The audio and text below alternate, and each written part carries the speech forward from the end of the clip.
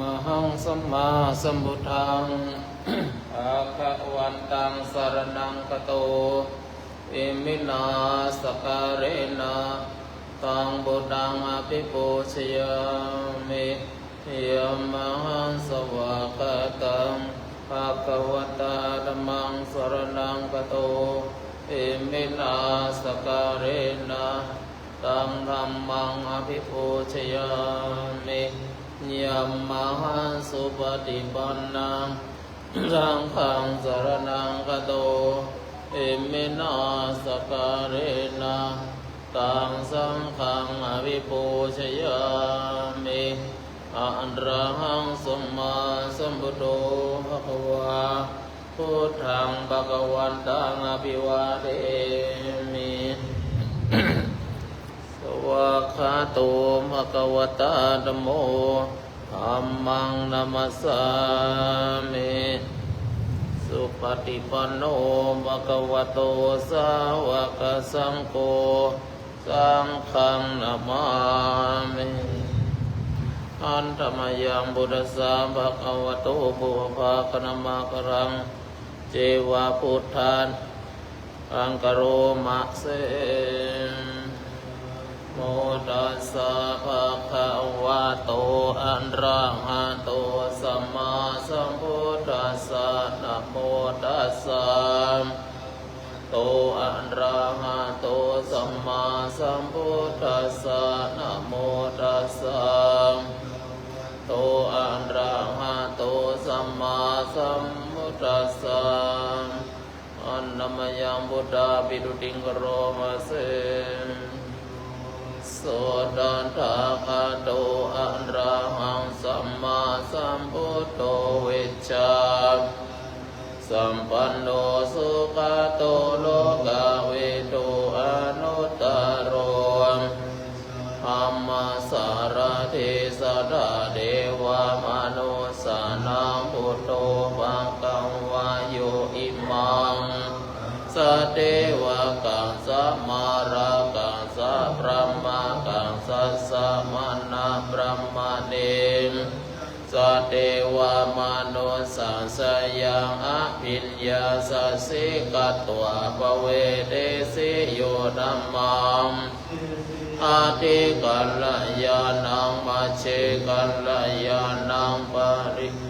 สานะกัลลยานังสัทธังสัพพยัญชนะเกวาระริปุณังปริสุทธังพระมจาริยังตัมมังหังภะคะวันตังอะภิปูชยามิตัมมังหังภะคะวันตังสานะมามิอันธรรมยังธัมมาวิรุติงกโรมาเสโสสวะคาโตภะคะวะตาธัมโมสันทิติโกอาการิโกเอหิปัสสิโกปันนายิโกเวริตาโพวินโยหิตัมมังหังธัมมังอภิปูชยามิตัมมังหังธัมมังนะโมนิ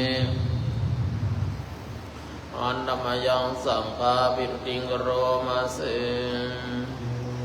โสสุปฏิปันโนภะคะวะโตสาวกสังโฆ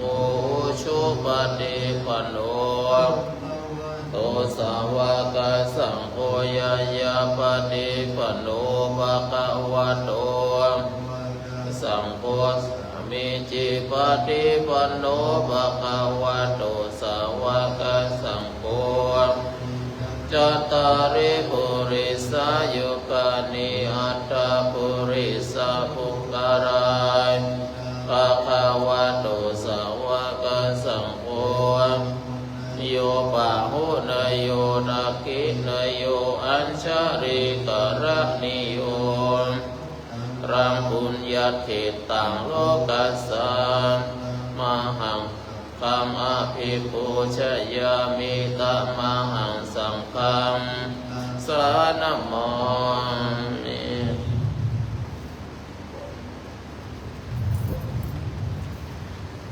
อ หันธรรมยังรัตนัตยปนามาคาทายโยเจวะสังเวคะปริกิตนาปทัญจะปนามะเสมโทสุสุโทการุณามหันนาวมสุตาภารายานาโรจโนปาปุปังกิเลสกาตะโกวันดามิพุทธังอามาตเรนะตังธัมโมวิญญาตสัสสะตุโนมัคคะปะกะเอตปินนาโกโลโลโยจัตถะทะติปโนวันดามิอาหัมมาตเรนะตังสังโฆสุเกตาปัญญาติเขตาสัญญิโตโยติตาสันโตโนโพตาโกโลลาปะหิโนอริโยสุเมธาโสวันตาเมหะเรนะตังจิวามิกันตาภิกขุชนะยังกังวัตถุตยังวันตายตังตุญญังมะยายังมัมมาสัพพุปัตตวะมะหุนตุเวทัสสะปะภาวะสิทธิยังโตโลเกอุปันโนอะระหังสัมมาสัมพุทโธธัมโมจะเทสิโตนิยานิโกปัสสมิโกอานิโกสัมโพธิภามิสุปัตตะปะเวทิโตมะยันตังวะเอวังชนะมาจาติปิทุกะจาราปิทุกะมะระนัมปิทุกังโสกะริเดวะทุกะโทมันนะสุปยาสัมปิทุกะเยหิสัมปะโยโกตุโขปิเยหิวิปะโยโกตุโขยัมปิชัง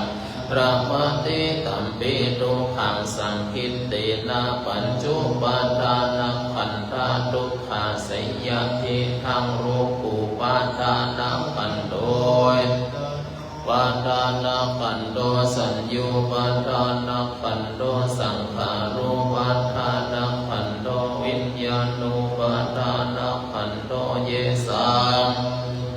ยะตระมโนสุภะคะวะพะหูลังสาวะเกวิเนติเอวังภะคะจะปะนัสสะภะคะวะโตสาวะเกสุสัสสะเนภะหูลาหุวัตเตรูปังอนิจจังเวทนาอนิจจสัญญาสังขารานิจจวิญญาณังจันทุอนัตตาเวทนาอนัตตาสัญญาอนัตตาสังขาราอนัตตาญาณังอนัตตาสัพเพสังขาราอนิจจสัพเพธัมมาอนัตตาทิเตมยังโอตินนาปิยาชรามรเนหิปาริเตเวทุเกหิโตมนัสสิหิอุปยาสิหิทุโคตินนาเรตาเปวานามิมัสสะเกวารัสสะทุกขขันธัสสะอันตกิริยาปัญญาเยธาติจิระวะเรนิพุตตัมปิตังภวันตังอุทิสังระหันตังสัมมาสัมพุทธังทาอัคคารัสสัมมาอันนาคาริยัมปัปปะจิตตตัสสมิงภวันติจริยัจระมัง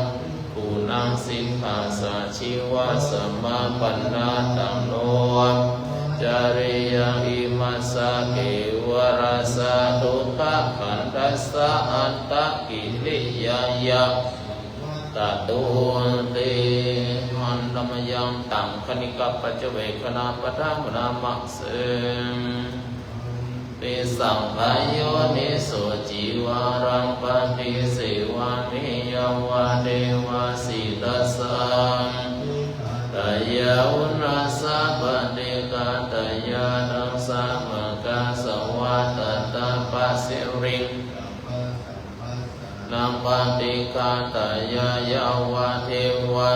ริโกปินังปฏิชาดานาธังปันติสังฆัง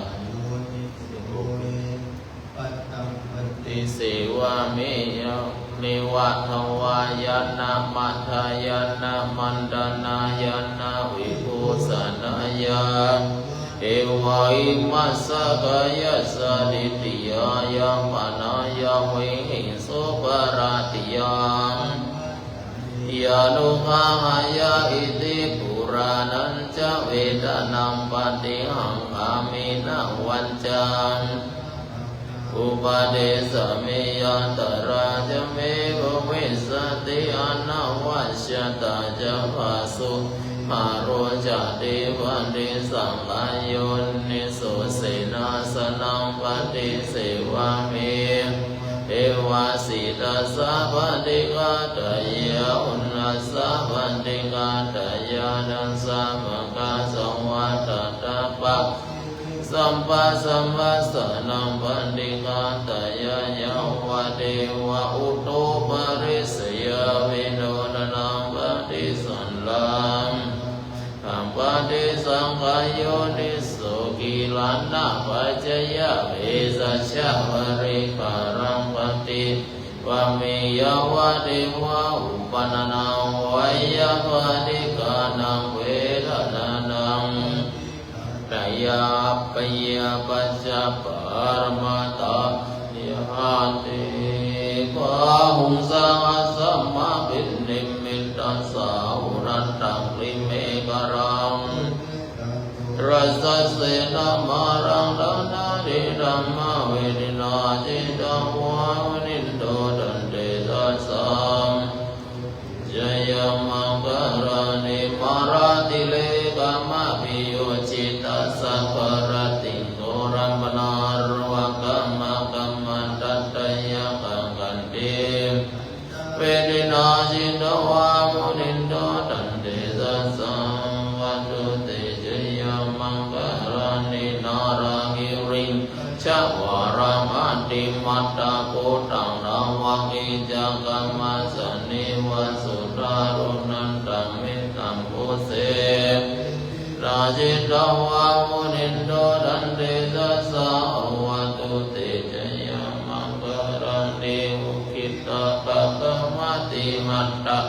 หารุนันตังดาวันติโยจานะปะตังกุลิมาละวันตังอิติตามาโนจินโดวามุนินโดดันเตตัสสะวัตุเต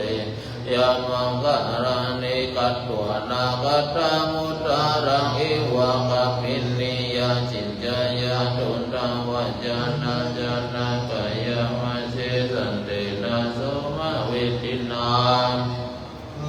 นินโดตันเตตัสสะวัตุเตจยมังกรณิสัจจังวิหายมติสัจจะโอวาทะเกตุมโรบิดามานังอาติอันดาโหตัมปัญญาวติอาจาริโตจินตวามุนินโดตันเตตัสสะ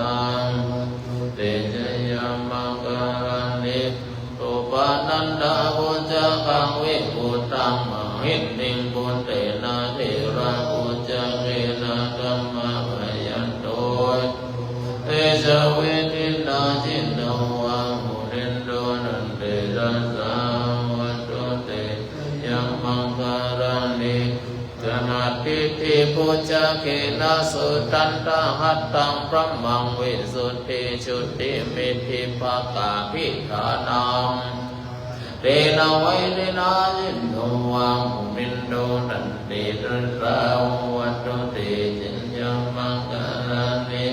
กัปปิพุทธชยมังกลังอัตตะกตโยวัจจโนดินนาดินสารเตมัตันเตตัวนั้นเองอานิจุปัตตวานิโมขังสุขังอันติกัมมัยยนะโรสัมปัญโยมหากรุณิโกนาโตหิตายะปัปปานินังโปเรตัวปรมิสัมปะปันโตสัมโพธิมุตตะมังเวเตนะเจนะล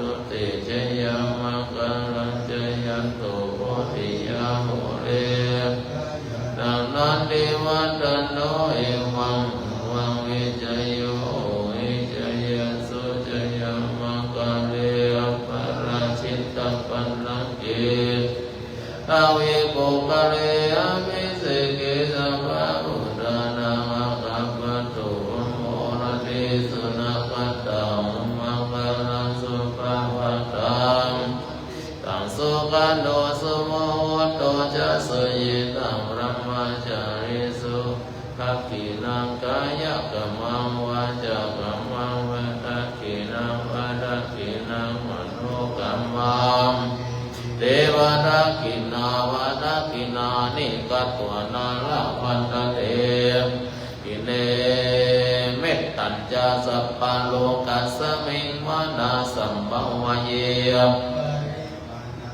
ตังอาตุจติริยัญจาสัมปะตังอเวรังอสัพพะตันติทัญจารันนิสินโนวัสยโน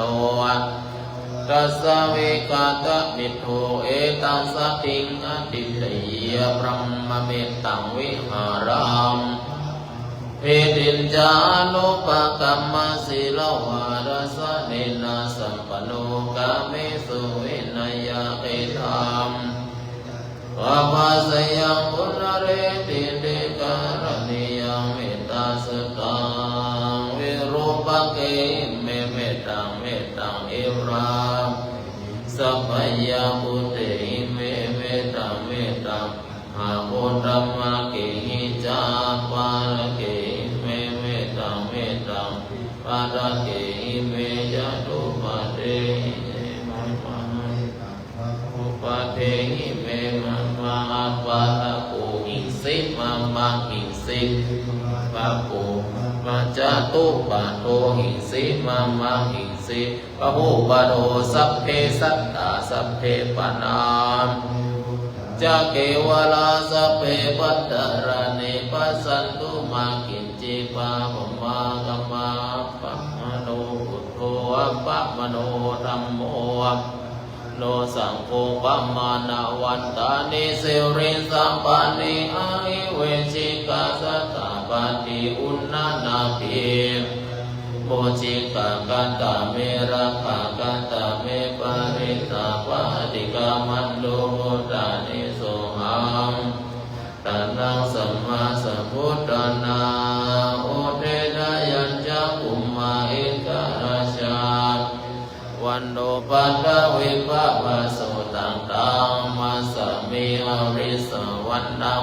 ทาวิภะภะสังตายะจกุตตวิหาเรโมติวาสังเยพระมานามกัมปะตะเมเตเมนะโมเตจามังวารายันโตนะมาตุพุทธานังนะมาตุโพธิยามมุตตานังนะโมวิมุตติยาอิมังสุภริตังกัตตวโมโรจัตติเอสนาอปิตยัญจกุมามอาริสาวโนปัตตวิภะวะโสตังตังนามัสสามิอาริสาวนังปัตตวิภะวะสังยัจฉกุตตวิหาเรโมวะสังรติเยพัมมานาเวทัพโพเมเตเมนะโมเตจามังปารายันโตนะมาตุพุทธานังนะมาตุโพธิยามโมวิมุตติยาอิมังโสภริตังกัตตวโมโรวาสมากัปปยิติอัตถิอิมัสสมิงกาเยเกสาโลมาดาตโจมังสังนาหารูอัตติมิจังวะกังหัตถยังยักกนังกัมปิหากัมปัปหาสังอันตังอันตะอุณนังอุตตริยังการิสังหังปุโปโลหิตังเสโนเมตุอาสุวัสสะเมโนกาลักสิกามุตตังมัตตะเกมัตตานุปันติโนวัตติสัพพะอายังอัตตะภาวันนิจังทุกขังอนัตตาอสุจิอสุขังมัตตานาปุณปะโวติอาจิรังวัตยังกายโยวิงอาทิเสชติสุโธอาเปตาวิญญาโนนิรัตถังวัคาริการังปัตตวิตาตุโพธาตุเตโชธาตุวายุธาตุรูปะขันโตเวทนาขัน คันโทปัฏฐาอัจฉตาภังอิตตาสังขาราอนิจจทุกขาอนัตตานามาธัมมาอนิจจวัฏฏสังขาราอุปาทวายธัมมิโนจิตตวานิโรธชันติติสังอุปสมโอสุโขนัมมะรูปังอนิจจังตินานิจจังวัฏฏะนิพพานังนัมมะรูปังทุกขังกายตินะสุขังวัฏฏะปานังนัมมะรูปังอนัตตาอาสาระกะเตนะสาลังวัฏฏะนิพพานังมะรูปังอนิจจังนัมมะรูปังทุกขังนัมมะรูปังอนัตตานิจจังวัฏฏะนิพพานังขังวัฏฏะนิพพานังสารังวัฏฏะนิพพานังปานังปาลมังสุขังสุโขพุทธานังอุปาโทสุขาสัทธัมมัเทศนา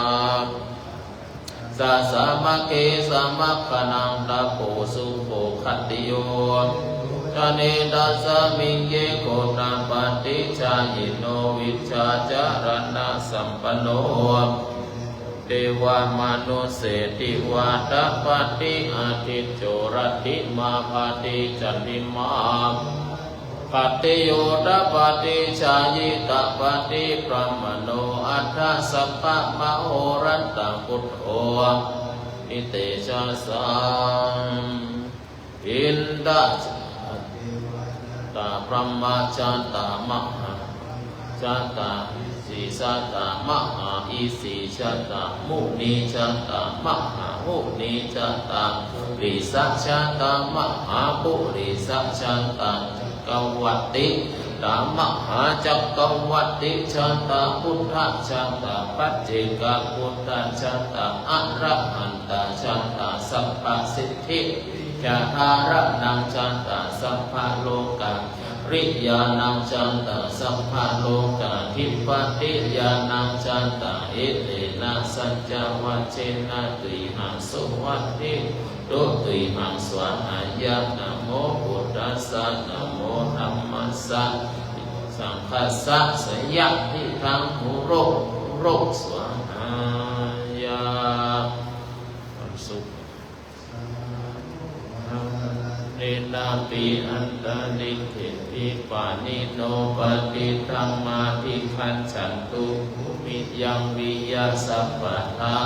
อุปัฏฐวะชาลันหายะขาจุลาทิสัมภวาพันนานา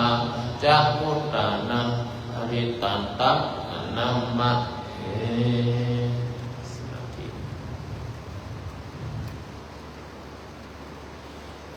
นาทิควรเก็บไว้ก่อน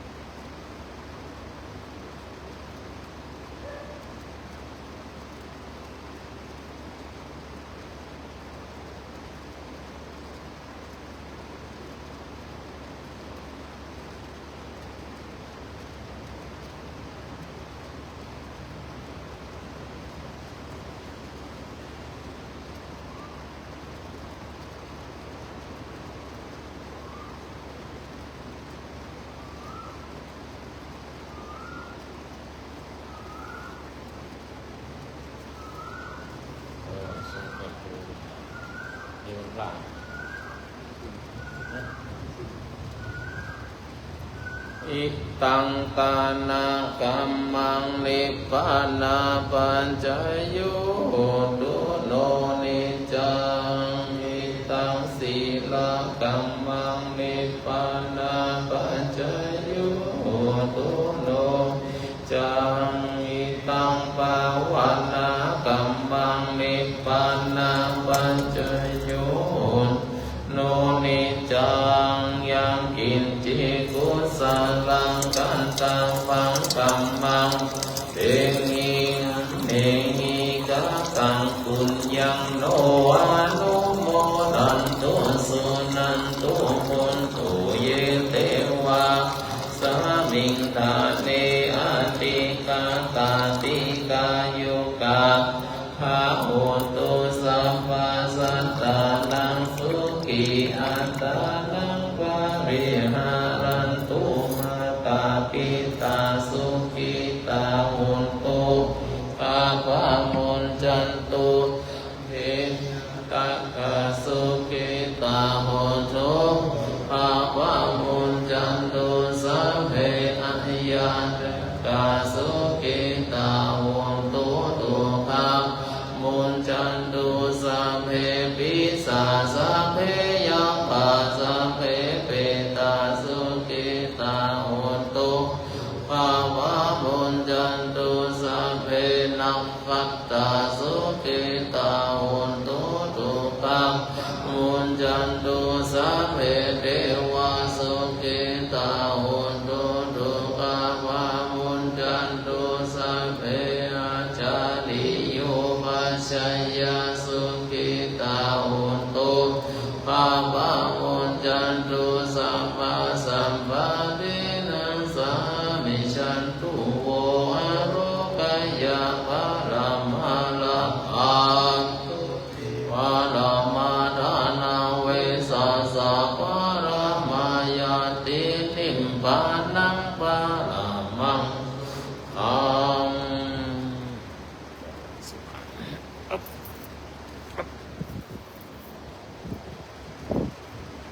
นะโมตัสสะภะคะวะโตอะระหะโตสัมมาสัมพุทธัสสะนะโมตัสสะภะคะวะโตอะระหะโตสัมมาสัมพุทธัสสะนะโมตัสสะโตอะระหะโตสัมมาสัมพุทธัสสะปูชนียังมหาเจติยังสัตตานังบุญดัสสะสันเลมโลหะราสโมทานังโลกาโมริเตเวสุตังเอตัมเปสิรัสสะสัตโตมาหิโตนะมามิหังอิมินามเรนะสุขิโตโหมินิพพโยติ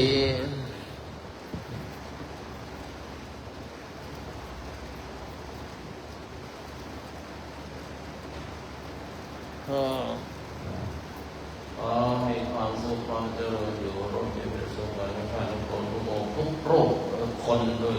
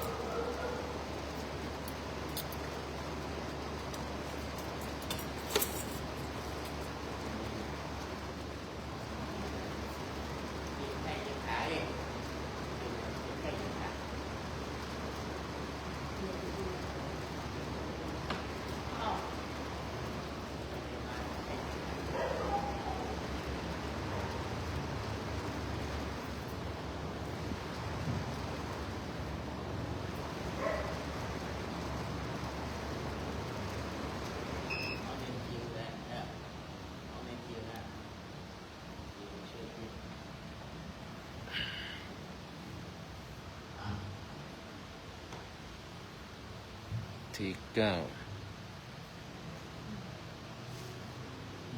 ก็แม่ทองหนกคำเฉยเยงเยงกันที่เก้าคนหังก็เอาปักนะกบฮิริบดดัมปะสาธุ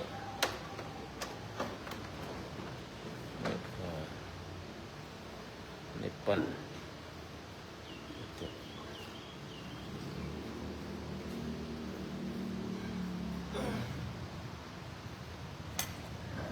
แม่ทองคำพรหมมินทร์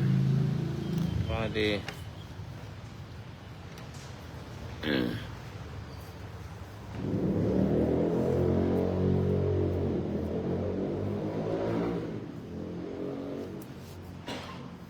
keep it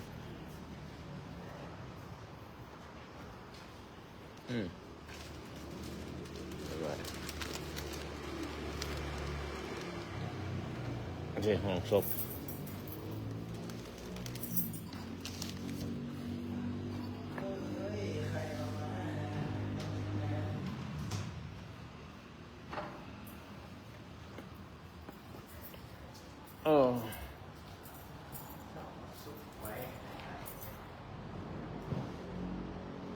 ประธาน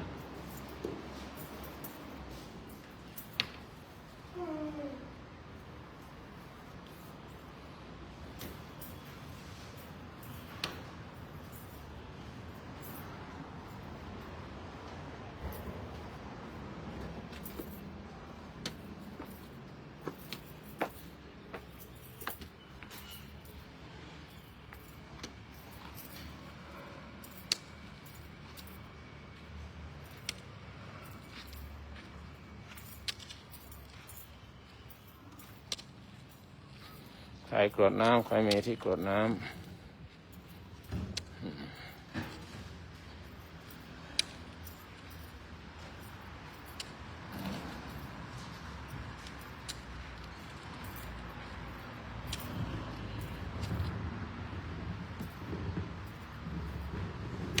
เปิ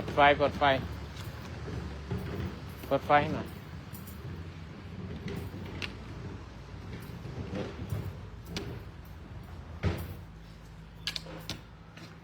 กรวดน้ำกันนะมีที่กรวดน้ำมาเอาน้ำมากรวด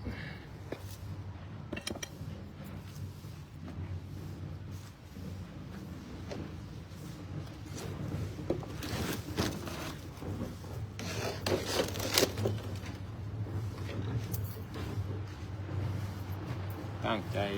อธิษฐานกรวดน้ำนะอิมินาปุญญกรรมไหมนะด้วยเดชะบุญกุศลทั้งหลายที่ข้าพเจ้าได้บำเพ็ญมาทุกภพทุกชาติอย่างยิ่งบุญทานศีลภาวนาบุญศีลสมาธิปัญญาบุญปริยาสุด3บุญปริยาสุด10บุญสัมมาทิฏฐิบุญมรรคมีองค์8บุญเนกขมบารมีทั้ง30ท่านบุญได้บัญชาสมบูรณ์พุทธศาสนาในชาตินี้และในชาติก่อนๆอย่างยิ่งจงได้มาประมวลกันเป็นตบะเป็นเดชะเป็นหนุนคำชูคำส่งให้ข้าพเจ้าได้เข้าถึงธรรมะ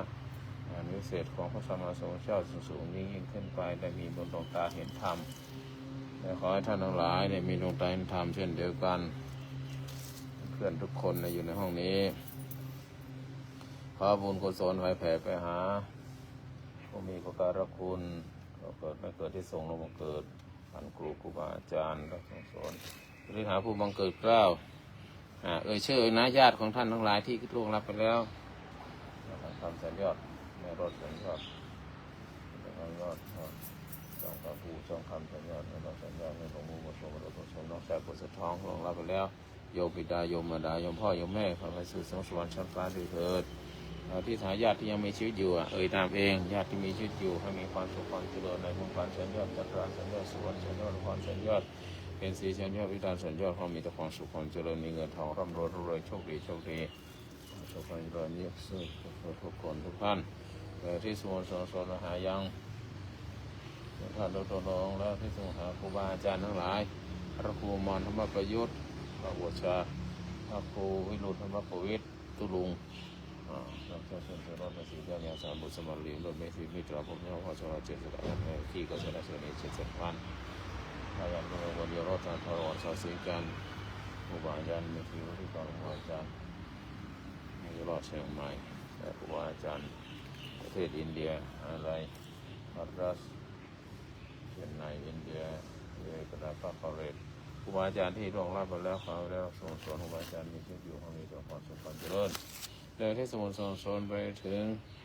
อดีตเจ้าวาดพระสุสงฆ์สมเด็จสังฆราชโลกบุรีพระรับสนเทวดาโลกบุรีพ่อปู่ขาวยานาราชยาศรียาศรีตายาพงศ์พันธ์นเวศวรรณปู่ฤาษีชงนันตนาคราชพระรับสนเชื่อว่า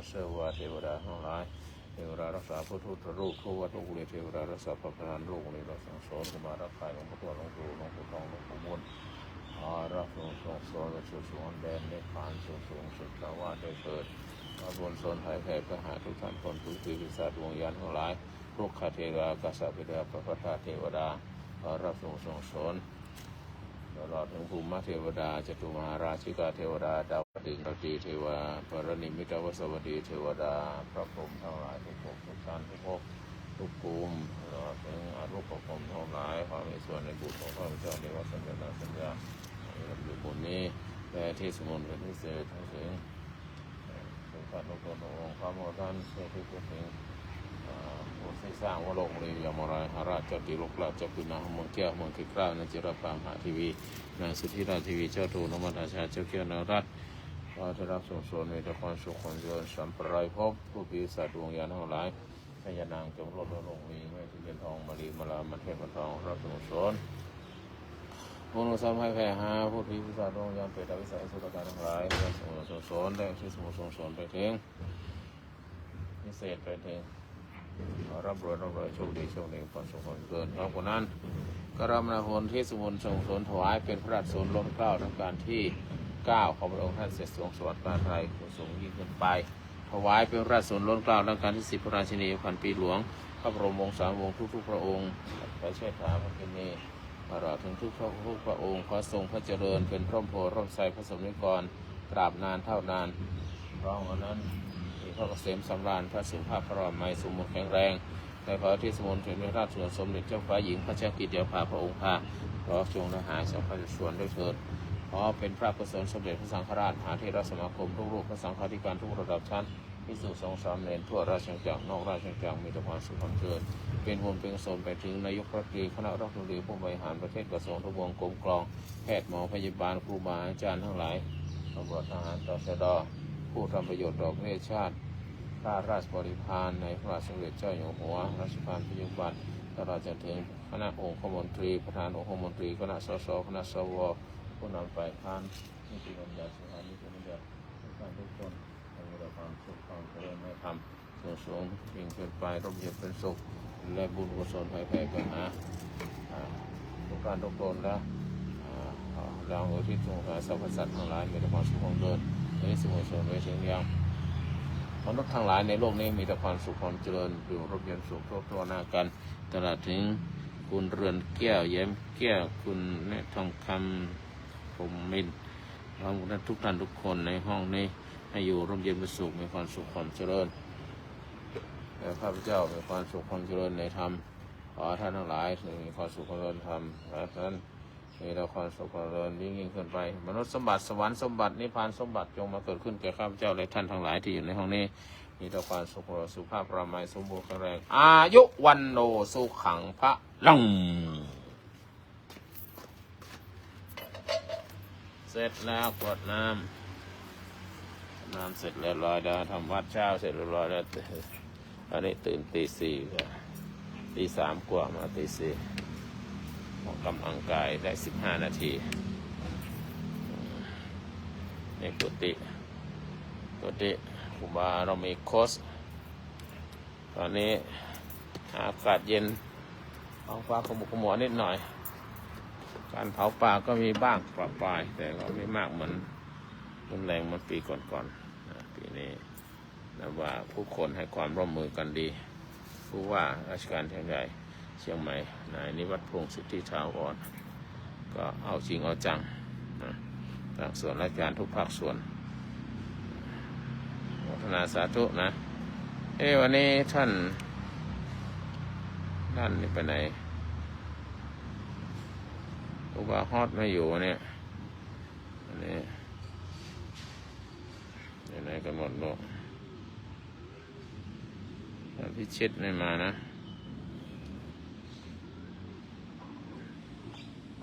กราบนมัสการครับสาธุไปคุณฟลุกสวัสดีไปไหนกราบนมัสการครับ สาธุอยู่ไหนไปไหนผมอยู่ที่ทำงานครับอาจารย์วันนี้ฝนตกทำงานแต่เช้าเหรอผมอยู่ญี่ปุ่นห่างจากไทย2 ชั่วโมงครับใช่แสดงว่าสว่างแล้วดิสว่างแล้วครับญี่ปุ่นแต่ว่าวันนี้ฝนตกมันเลยมืดๆนิดหนึ่งครับญี่ปุ่นนี่มันไกลกว่าเกาหลีใช่ไหมได้ครับฮะญี่ปุ่นนี่มันไกลกว่าเกาหลีมันก็ครับผมตอนนั้นไปเกาหลีนะมันเขาบอกว่าจากเกาหลีไปอีก1 ชั่วโมง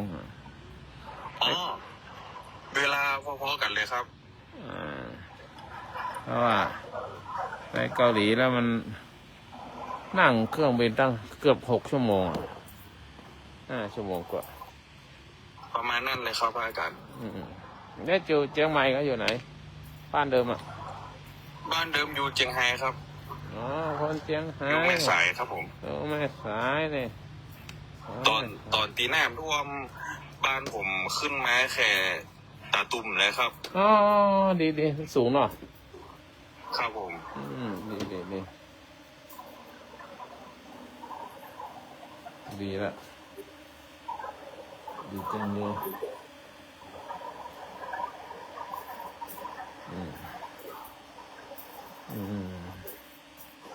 เนี่ยไปเนี่ยการกะ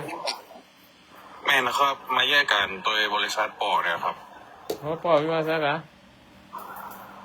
ใครก็ครับบริษัทไทยไปปอกะครับผมปอเป็นประธานบริษัทอย่าอันเหรอ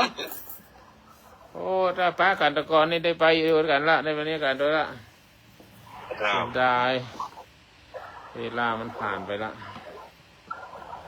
หมดโอกาสเดี๋ยวเดือนที่4นี่ผมจะปิดบ้านนะครับ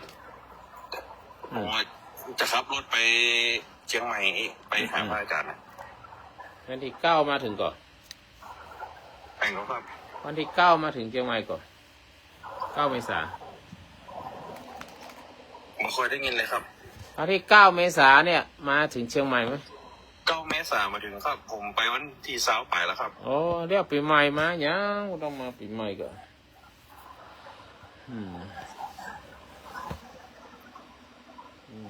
เสียซากว่าเมษาดีละได้มาดีกว่าได้มาครับผมแม่คิดถึงไม่ได้ปีบ้าน2 ปีแล้วหอบเงินมาแล้วนี่เงินก็แสดงว่าเงินญี่ปุ่นมันตกอย่าขึ้นหรือยัง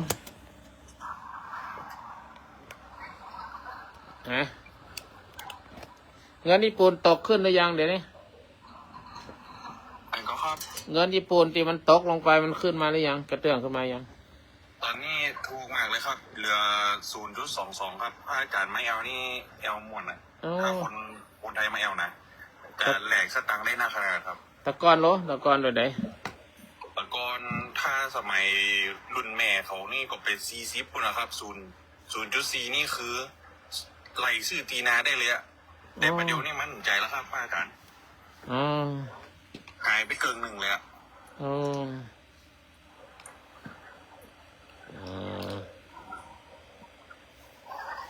ดีละไปเที่ยวนะเครื่องบินสายไหนถูกบอกผมได้เนาะ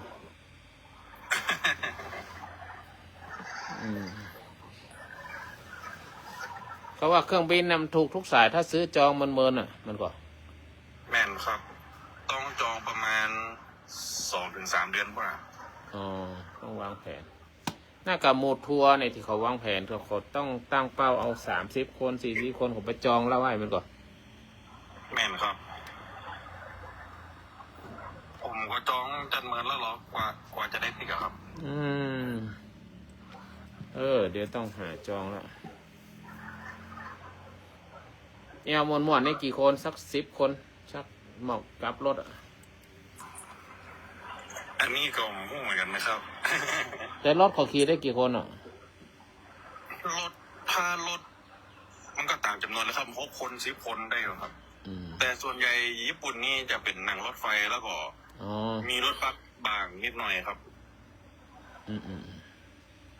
รถไฟมันต้องหู้เส้นทางเนาะ แม่นนะครับ แต่ถ้าไปกับไก่นี่ถ้าอยากหู้อยู่ก้าเนี่ยแต่คนเดียวลำบาก ตอนนี้เอา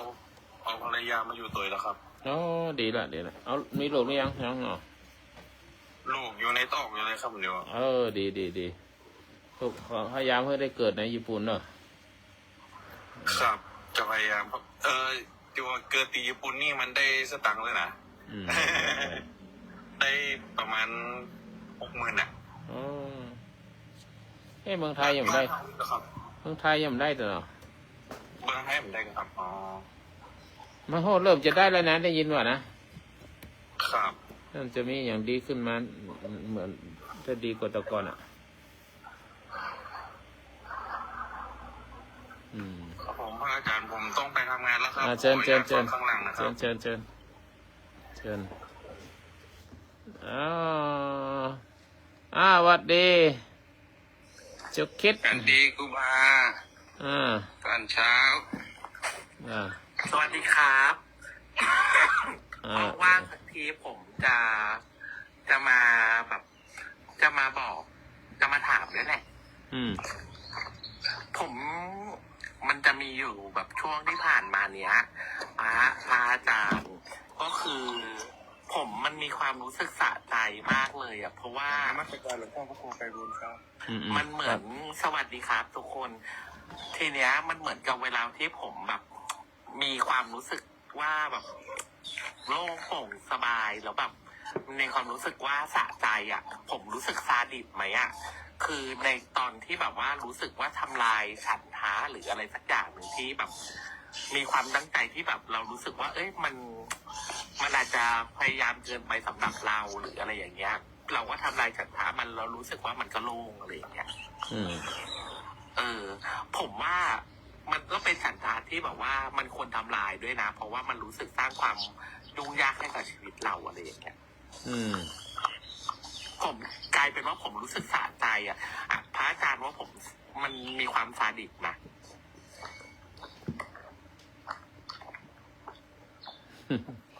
ก็มันยังมีผมอยู่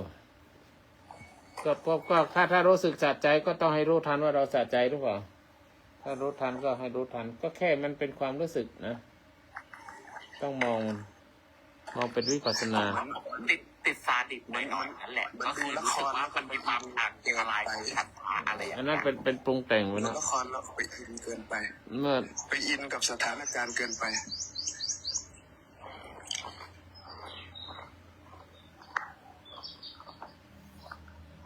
จังหวะที่มันอินกับสถานการณ์มันก็เลยทำความให้เรารู้สึกว่า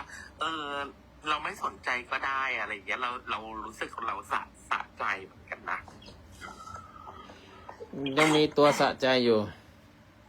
เนาะคือผมมีความรู้สึกว่าได้ใจอ่ะคือเราเองเราเหมือนชนะความอยากเราไปฟังไม่ทันคุณพอฟังไม่ทันว่าสะใจจากเรื่องอะไรก็คืออย่างนี้สมมติว่าเราอยากจะกิ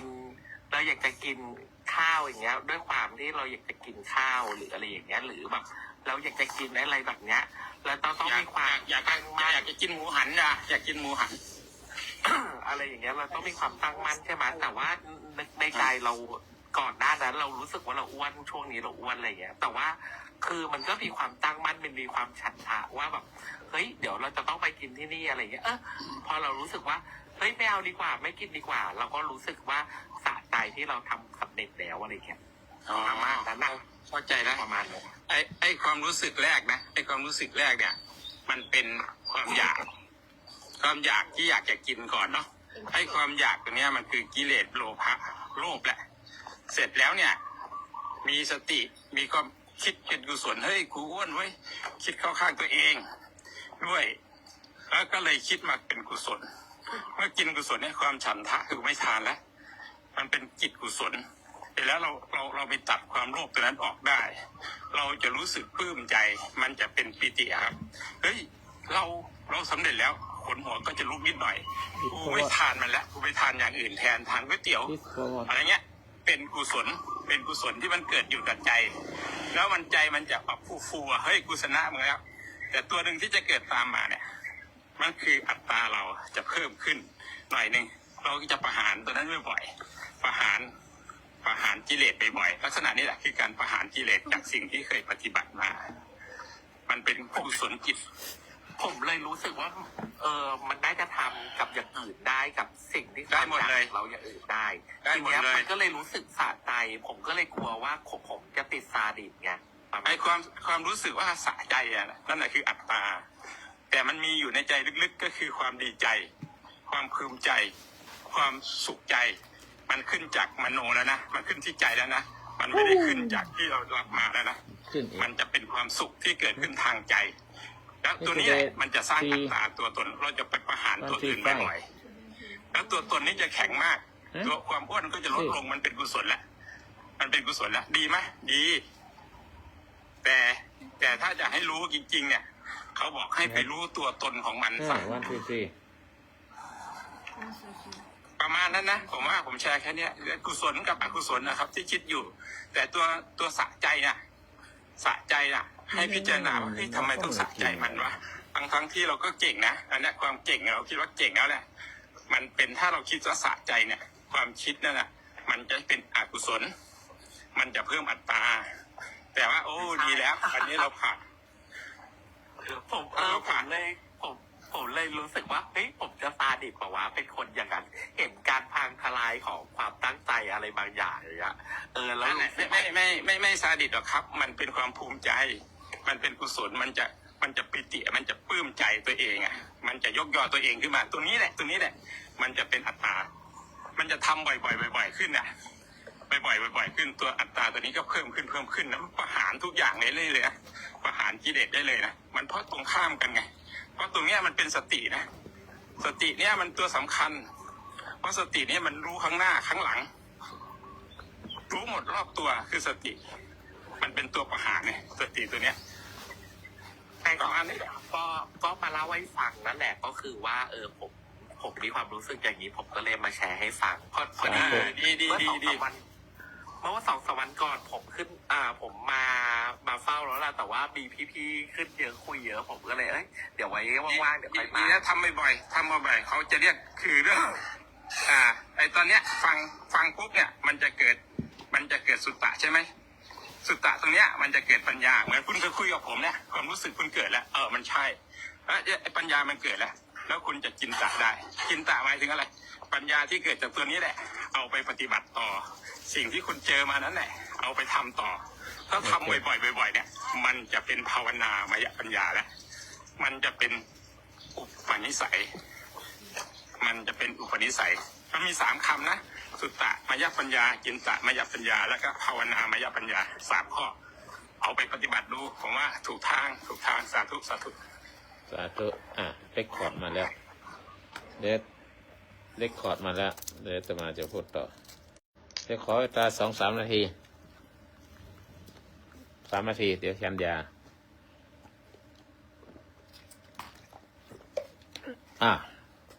ขอไว้ความเคารพท่านอาจารย์ฮอตที่นับถือเจริญพรคุณก้าวนะคุณนินทรและคุณชุกคิดศรีภรรยาเป็นคำถามที่ดีมากนะการปฏิบัติธรรมก็ตามหรือการทำอะไรก็ตามถ้าสามารถยับยั้งหรือทำลายกิเลสได้นะอยากนั่นอยากนี่แต่เราไม่ทำตามกิเลสหรือทำลายกิเลสความสะใจความได้ใจที่ได้ทำสำเร็จอะไรทำนองเนี้ยที่คุณก้าวได้ถามมาก็เป็นการถ้าเป็นการปฏิบัติธรรมแล้วก็รู้สึกว่าได้ทำลายกิเลสได้แล้วก็เกิดอารมณ์ที่สะใจเกิดอารมณ์ที่มันได้ใจ ภูมิใจ สิ่งทั้งหลายเหล่านี้เป็นจุดที่ต้องระวังนะที่ต้องระวังอย่างยิ่งในการที่ภาวนา เพราะว่าแม้จะดูว่าเป็นผลดี แต่ก็อาจกลายเป็นอัตตาแอบแฝงหรือมานะได้อย่างแนบเนียนนะคือมันฝังเข้ามาเป็นการกระยิมยิ้มย่องเป็นการเพิ่มภาวะอัตตาภาวะความมีตัวตนของเราขึ้นมาอีกนะเพราะฉะนั้นความภูมิใจแบบได้ใจเป็นกิเลสรูปแบบหนึ่งคือแม้จะเป็นการกำจัดกิเลสอย่างหยาบๆเช่นเรามีความโกรธมีความโลภมีความหลงอย่างนี้นะแต่ถ้าเกิดความรู้สึกว่าเราทำได้แล้วเราชนะมันแล้วนะเมื่อมีเรานะก็ต้องมีตัวตนแล้วหรือว่าเราสูงกว่าคนอื่นนะนั่นก็คือมานะความถือตัวก็เกิดขึ้นแล้วถือตัวถือตนก็เป็นกิเลสนะกิเลสอย่างละเอียดนะมันอย่างละเอียดที่ซ่อนอยู่ในรูปแบบของความดีถ้าเราไม่สังเกตหรือไม่เจอครูบาอาจารย์ไทยมาแนะนำมันก็จะเป็นอย่างนี้แล้วก็มันจะสร้างก่อตัวขึ้นฝังแอบแฝงอยู่ในการทำความดีหรือในการชนะกิเลสหรือทำอะไรแต่ละครั้งมันจะซ้อนขึ้นมาอีกตัวหนึ่งนะเป็นตัวอีโก้เป็นตัวความมานะความภูมิใจความถือตัวถือตนจนในที่สุดถ้ามันมากขึ้นมันก็จะเป็นตัวเองเด่นกว่าคนอื่นไอ้ความเด่นนี่แหละถ้ามันไม่เด่นเมื่อไหร่เป็นทุกข์ทันทีเลยถ้าไปสร้างตัวนี้ขึ้นมาถ้ามันเด่นตลอดก็ยิ่งดีแต่ถ้ามันวันใดวันหนึ่งความเด่นที่สร้างขึ้นมาเนี่ยมันพังลงมามันไปเจออะไรต่างๆนั่นแหละอันตรายมันเป็นอุปสรรคในการที่จะเข้าถึงความว่างอย่างแท้จริงเพราะมันไม่ว่างแล้วมันสร้างความเป็นมานะขึ้นมาตัวหนึ่งประการต่อไปก็คือว่าเมื่อเราทำกิเลสหรือทำลายกิเลสได้แล้วรู้สึกดีเนี่ยมันไม่ผิดแต่ก็ต้องให้รู้เท่าทันนะความรู้สึกว่าเราเปลี่ยนไปในทางที่ดีขึ้นก็เป็นเรื่องธรรมดาแต่ต้องมีสติว่าความรู้สึกนั้นเกิดเพียงเวทนามันเป็นเพียงเวทนาเป็นความรู้สึกเวทนาคืออะไรสุขเวทนาทุกขเวทนาแล้วไม่สุขไม่ทุกข์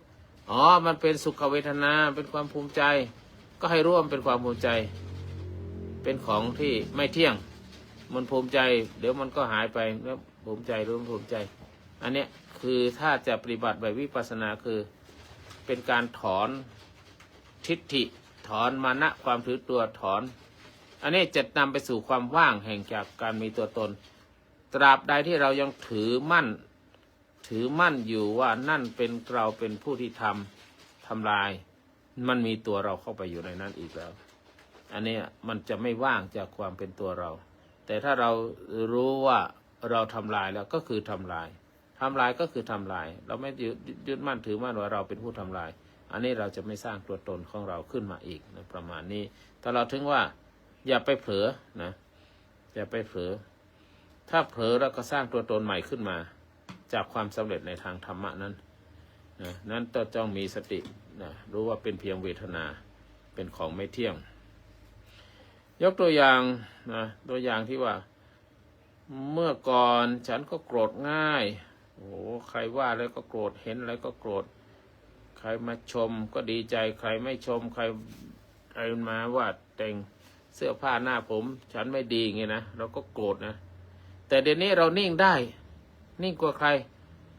แล้วฉันดีใจมากเลยที่ฉันเก่งขึ้นมาถ้าเก่งกว่าคนอื่นนะคิดแบบนี้มันก็ไม่ผิดนะแต่ถ้าคิดแบบนี้ถ้าคิดขึ้นมาแล้วแม้แต่น้อยก็ตามกิเลสมันในรูปใหม่ก็เกิดขึ้นอัตตาแห่งผู้ปฏิบัติก็เกิดขึ้นอัตตาแห่งฉันเป็นผู้ที่ดีฉันเป็นผู้ที่เลิศฉันเป็นผู้ที่เก่งอย่างเนี้ยมันสร้างอัตตาขึ้นมาใหม่ประการนี้อีกประการต่อไปในทางพระพุทธศาสนาเนี่ยสอนให้วางแม้แต่ความดีถ้ายังถือดีถ้าแบกดีอยู่ก็ยังยึดมั่นในความดีของใครความดีของเราก็ยังมีตัวเราอีกนะยังมีตัวเราที่เป็นถือดีตัวเราที่ได้รับความดีที่ถือดีอยู่เพราะฉะนั้นในคำสอนในทางพุทธศาสนาว่าสัพเพธัมมาอนัตตาธรรมทั้งหลายไม่เที่ยง ธรรมทั้งหลายไม่เที่ยงแม้แต่ธรรมะแม้แต่ความดีแม้แต่ความรู้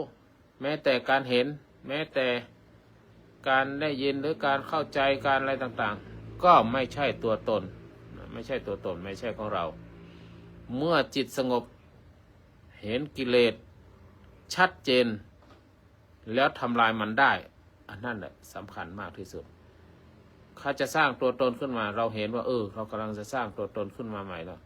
ก็ทำลายมันเสียนะเพราะฉะนั้นให้สังเกตต่อไปว่ายังมีตัวผู้รู้ผู้ภาคภูมิใจอยู่หรือไม่ถ้ามีตัวผู้รู้ฉันรู้ฉันเห็นฉันภาคภูมิใจฉันดีใจนั่นยังมีตัวที่ยังภูมิใจยังด้วยให้เพียงแต่ว่ารู้เฉยๆนะจงกำหนดรู้แล้วก็ปล่อยวางอีกชั้นหนึ่งรู้แล้วก็ปล่อยมันไปเสียนี่แหละเราจะไม่ติดขัดเราจะไม่สร้างภพสร้างชาติ เราจะไม่สร้างความทุกข์อะไรต่อไปอีกนะอย่างที่คุณฉุกคิดได้กล่าวไปเมื่อกี้นะตลอดถึงว่าวิธีปฏิบัติในจุดนี้คือปล่อยวางนะปล่อยวางถ้าเราเกิดว่าเรามีชนะแล้วกิเลสแล้วเนี่ยอะไรแล้วจะทำไงดีถ้าไม่ให้เราไปถือตัวเป็นมานะต่อไปเราก็ต้องปล่อยวางนะคือกำหนดรู้ว่าความรู้สึกที่สะใจความรู้สึกที่ได้ใจความเป็นเพียงเวทนาเป็นเพียงความพอใจแค่นั้นและสังขารขันธ์คือการปรุงแต่งว่าฉันทำสำเร็จฉันภูมิใจฉันสะใจนั่นคือการปรุงแต่งในขันธ์ห้าเป็นสังขารขันธ์คือการคิดที่ปรุงแต่งก็ยังติดอยู่ในขันธ์ห้าอยู่นั้นก็ต้องปล่อยให้พ้นจากขันธ์ห้าคือรู้ก็คือรู้เวทนาก็คือเวทนาไม่ใช่ฉันเป็นผู้ที่พอใจฉันเป็นผู้รับเวทนานั้นก็ปล่อยวางเห็นหน้าเพียงความเวทนานั้นเป็นทั้งหมดทั้งปวงเป็นความไม่เที่ยงไม่ใช่ตัวไม่ใช่ตนอันเนี้ยเราจะได้รู้ถึงภาวะนี้ทีนี้ให้พิจารณาว่าสิ่งที่เราทำได้นั้นแท้จริงแล้วเป็นเหตุเป็นปัจจัยเป็นเหตุปัจจัยที่มันสั่งสมมาไม่มีตัวเราไม่มีตัวตนที่แท้จริงก็อย่าไปยึดมั่นถือมั่นในสิ่งทั้งหลายนะที่มันเกิดขึ้นอย่างนั้นอย่างนี้เป็นต้นเพราะฉะนั้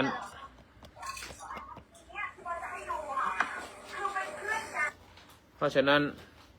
ไม่มีตัวเราไม่มีตัวตนของเราแม้แต่ความดีของเราก็ไม่ควรจะยึดมั่นถือมั่นมันสรุปก็คือความดีใจความสะใจที่คุณกล้าบอกนะเมื่อทำลายกิเลสได้มันดีใจภูมิใจอันเนี้ยเป็นจุดที่แฝงมาด้วยอัตตาและก็มานะต้องรู้อย่างนี้นะถ้าเป็นปุถุชนทั่วไปมันธรรมดานี่ผมทำดีผมทิ้งผมไม่ดื่มเหล้าเพื่อนชวนดื่มเหล้าแล้วผมไม่ดื่มเหล้าแล้วเพื่อนให้บุหรี่สูบผมไม่สูบแล้วเพื่อนให้ล่อกัญชาเมื่อก่อนนี่ผมเจอกัญชาในใจพอเห็นว่ามันเป็นยาเสพติดนะยาบ้ายาม่านี่ผมเอามาหมดเลยแต่ผมหยุดได้ภูมิใจดีใจอันนั้นแหละเป็นมานะเป็นมานะเป็นอัตตาขึ้นมาอีกนะตัวนั่นแหละตัวภูมิใจดีใจนั่นเป็นตัวอัตตาเป็นตัวมานะขึ้นมาอันนั้นแหละถ้าเป็นวิปัสสนาแต่ถ้าคนทั่วไปปุถุชนทั่วไปนั่นแหละเป็นสิ่งที่ดีว่าฉันต้องดีใจที่ฉันเอาชนะกิเลสได้แล้วฉันเอาชนะยาบ้าได้แล้วฉันเอาชนะดื่มเหล้าเพื่อนเราไม่ดื่มเหล้ามาเป็น10 ปีแล้วเจอเพื่อนที่รักกันมากเป็นเพื่อนซีกันแต่เขาเล่าให้แต่เราไม่เอาเนี่ยนะถึงจะรักกันยังไงถึงจะชอบพอกันมาเป็นเพื่อนเล่นมาตั้งแต่เด็กเราชนะแล้วเราชนะอันนั้นแหละความกระหยิ่งยิ่งย่องนะเป็นมานะตัวหนึ่งเป็นอัตตาตัวหนึ่งที่จะสร้างแฝงเข้ามาถ้าเป็นอย่างนี้บ่อยๆนะมันก็เป็นเพิ่มพูนความเป็นอัตตาตัวตนยังมีอยู่อย่างนี้เป็นต้นก็ทำอย่างไรดีก็ให้รู้ทันว่าแล้วก็เจริญสติซะแล้วก็ปล่อยวางแม้แต่ความดีแม้แต่ความสำเร็จและเป็นผู้ปฏิบัติธรรมก็คอยละวางสิ่งทั้งหลายนี้อย่าไปยึดมั่นถือมั่นในสิ่งทั้งหลายนี้เพราะว่าการหลุดพ้นที่แท้จริงก็คือวางแม้ผู้รู้ผู้ทำผู้บรรลุฉันบรรลุแล้วฉันรู้แล้วนะก็ต้องวาง เมื่อเห็นผู้รู้ว่าไม่ใช่ตัวตนนั่นแหละคือความว่างที่แท้จริงคือใครอะที่มันรู้เนี่ยฉันชะใจฉันดีใจฉันภูมิใจจงวางตัวนี้อีกนะวางฉันดีใจฉันภูมิใจนั่นแหละจึงจะว่างที่แท้จริงว่างจากฉันภูมิใจว่างจากฉันดีใจว่างจากฉันได้ดีกว่าคนอื่นว่างจากฉันทำได้ไอ้ที่ฉันเราน่ะปล่อยวางมันเสียเมื่อปล่อยวางแม้แต่ความดีก็ปล่อยวางก็คือความดีชั้นสูงสุดก็ตามก็ปล่อยวางนี่ก็ขอฝากกับท่านทั้งหลายไว้ว่าการสร้างอัตตาแฝงเข้ามาแล้วมานะแฝงเข้ามานี่อันตรายนะถ้าเราไม่พิจารณาให้ดีแล้วไม่ได้ไตร่ตรองให้ดีก็เหมือนกับว่าเป็นสิ่งที่ดีที่เราสามารถละกิเลสละความชั่วได้แล้วเราก็ภูมิใจไอ้ตัวภูมิใจนั่นแหละเป็นตัวตนของเราขึ้นมาอีกชั้นหนึ่งขอโมทนาสาธุการสาธุอายก็จุดคิดสาธุ ใช้ได้ไหมยังคงไหม สาธุสาธุอนุโมทามา นะมันแก้วไหนล่ะยังคมเหมือนเดิมไหม ากเลย ยังคมเหมือนเดิมไหม สุดยอด คมเหมือนเดิมนะสาธุ สุดยอด ขึ้นเก้าเขามีเสียงแล้วปิด เลิกมองได้แล้วพ่อ หืม ยืนมอง ไปฮะไม่ต้องมองกลับไปฮะ มองอะไร ไป อ้าว ไปผมแปลกมากเลยขอบคุณครับอาจารย์ ฮะ บอกมาอย่ามองเถอะกลับไปเถอะมันเห่าเลย มันทักทายไง ได้ยินไหมได้ยิน เชื่อมจิตออกมา ตอนแรกมันวิ่งมามันจะวิ่งกลับมาเห่าอะอย่าเห่าปุ๊บมันยืนมอง ผมกลับมาแล้วประมาณสักครึ่งกิโลมันยืนมองอยู่เลยไม่ต้องมองเถอะไปเถอะมันเห่าเลย สะกดจิตมา ไอ้ สวัสดีครับพี่พักสวัสดีครับ เอาฟังแล้วเป็นไง ได้ความไหม ก็ฟังจำไว้เฉยๆเดี๋ยวต้องกลับไปคิดอีกของผมมันเป็นคนสมองช้า แต่ว่าเดี๋ยวผมต้องกลับไปคิดแหละพิจารณา ก็คิดได้ ต้องเกิดสถานการณ์จริงแล้วจังหวะนั้นนะผมรู้สึกว่าแบบ มันสะใจที่ได้อะไรหลายๆอย่างที่แบบมีมันพังทลาย อ๋อไอ้ที่ตมาพูดเมื่อกี้นะ เดี๋ยวคุณมณินทร์นี่เขาก๊อปปี้ไว้แล้ว แล้วโยมไปฟังซ้ำๆบ่อยๆนะ ถ้าไม่เข้าใจก็ค่อยถาม ถ้ายังไม่เข้าใจก็จะยึดติดอย่างนี้อยู่ตลอดไปไอ้การยึดติดเนี่ยก็พูดไปแล้วว่ามันเป็นมานะตัวหนึ่ง ถ้าจะปฏิบัติธรรมเข้าถึงธรรมของพระพุทธเจ้าจริงๆ ต้องทิ้งตัวนี้ แต่ถ้าเป็นคนธรรมดาโดยทั่วไปมันไม่ผิดอะไรเลยที่เราจะต้องภูมิใจในการที่เราชนะ เหมือนกับเพื่อนให้เหล้ากินแล้วเราไม่กินเหล้าเราก็ดีใจที่เราภูมิใจไอ้ความดีใจความภูมิใจนะนั่นเป็นตัวเราอีกชั้นหนึ่ง เป็นมานะที่สร้างขึ้นมา และไอ้ตัวเนี้ยถ้ามันสร้างบ่อยๆถ้าภูมิใจบ่อยๆถ้าไอ้ตัวนี้มันเสียใจเมื่อไหร่นะมันเป็นความทุกข์ทันทีเลย มันจะเปลี่ยนให้เราผิดหวังทันที เห็น เลย ที่ตั๊กบอกว่ามันเป็นปัสสัทธิอะไรสักอย่างหนึ่งผมก็ไม่แน่ใจ มันก็ปัจจัติก็ต้องทิ้งนะมันเป็นสัตติก็ต้องทิ้งปัจจัติมันก็เป็นตัวหนึ่งของฌานนะของอารมณ์ฌานหนึ่งฌานสองอะไรตรงนี้ มันก็ยังมีกว่าความสุขปัจจัตินี่แต่ว่าถ้ามันขึ้นไปฌานสามฌานสี่มันก็ต้องทิ้งนะสิ่งเหล่านี้ อ้าวมันต้องมีศรัทธาด้วย ถ้าศรัทธาในตรงนี้ศรัทธาในความจริงมันไม่เกิด มันก็จะเป็นแค่เรานึกเอาทักเอาอะไรอย่างเงี้ยเพราะว่าสิ่งที่เกิดคือความสงบเกิดขึ้นมันเป็น ไม่อย่าเอาปัจจัติมาใช้ปัจจัติมันเป็นคำสูงเป็นคำที่จะได้มาก็ต่อเมื่อปฏิบัติธรรมถึงขั้นหนึ่ง แต่อันนี้มันเป็นความภูมิใจธรรมดาเฉยๆความสะใจที่สร้างเป็นตัวตนเป็นมานะตัวหนึ่ง เป็นมานะที่แสดงออกมาที่จริงมานะเนี่ยมันมีถึงระดับคนเป็นพระอรหันต์เนี่ยถึงจะทิ้งได้นะมานะนี่นะแต่อันเนี้ยมันเป็นการสร้างขึ้นมาอีกสาธุใครมาทิ้งบอมไว้แสดง ยังไงขอบคุณมากนะครับผมว่าผมก็ค่อยๆเปลี่ยนแหละเปลี่ยนให้มันเป็นธรรมชาติที่สุด คนเรามันจะเปลี่ยนปุ๊บปั๊บมันก็ อ่ะ ไม่ไหว ไม่ใช่เปลี่ยนไม่ต้องเปลี่ยนไม่ต้องทำอะไรเลย เพียงแต่รู้มัน เพียงแต่ให้รู้มันว่าตอนเนี้ยฉันดีใจแล้วนะให้รู้ตัวเองให้ได้ว่าตัวเองกำลังดีใจเนี่ยอันเนี้ยสำคัญมากนะให้รู้ตัวเองให้ได้ ถ้า เดี๋ยวผมต้องไปทำงานแล้วครับ เชิญเชิญ ขอบคุณพระอาจารย์กับขอบคุณทุกคนในห้องด้วยนะครับ สวัสดีนะครับ ดีครับ ขอบคุณ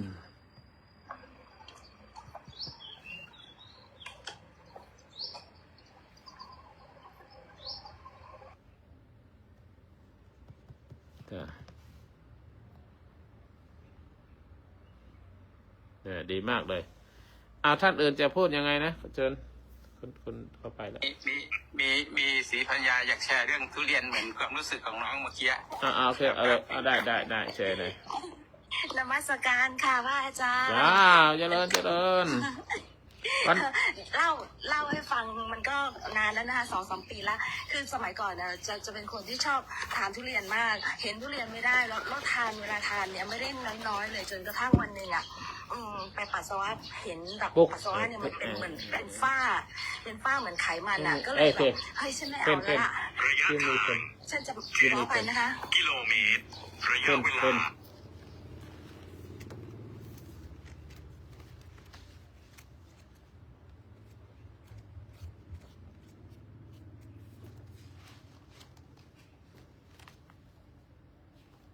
เป็น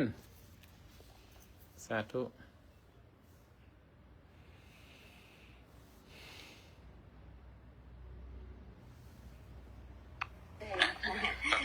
ขออภัยด้วยค่ะเขาประกาศกิโลเมตรอยู่ ทีนี้ขอเล่าต่อนะคะพอตัดสินใจแล้วบอกว่าจะไม่รับประทานแล้วไม่กินแล้วอะไรอย่างเงี้ยค่ะ ก็ไปตามแผงผลไม้ เห็นทุเรียนอ่ะแบบตอนนั้นอ่ะโอ้โหพระอาจารย์ในสมองเนี่ยมันทะเลาะกัน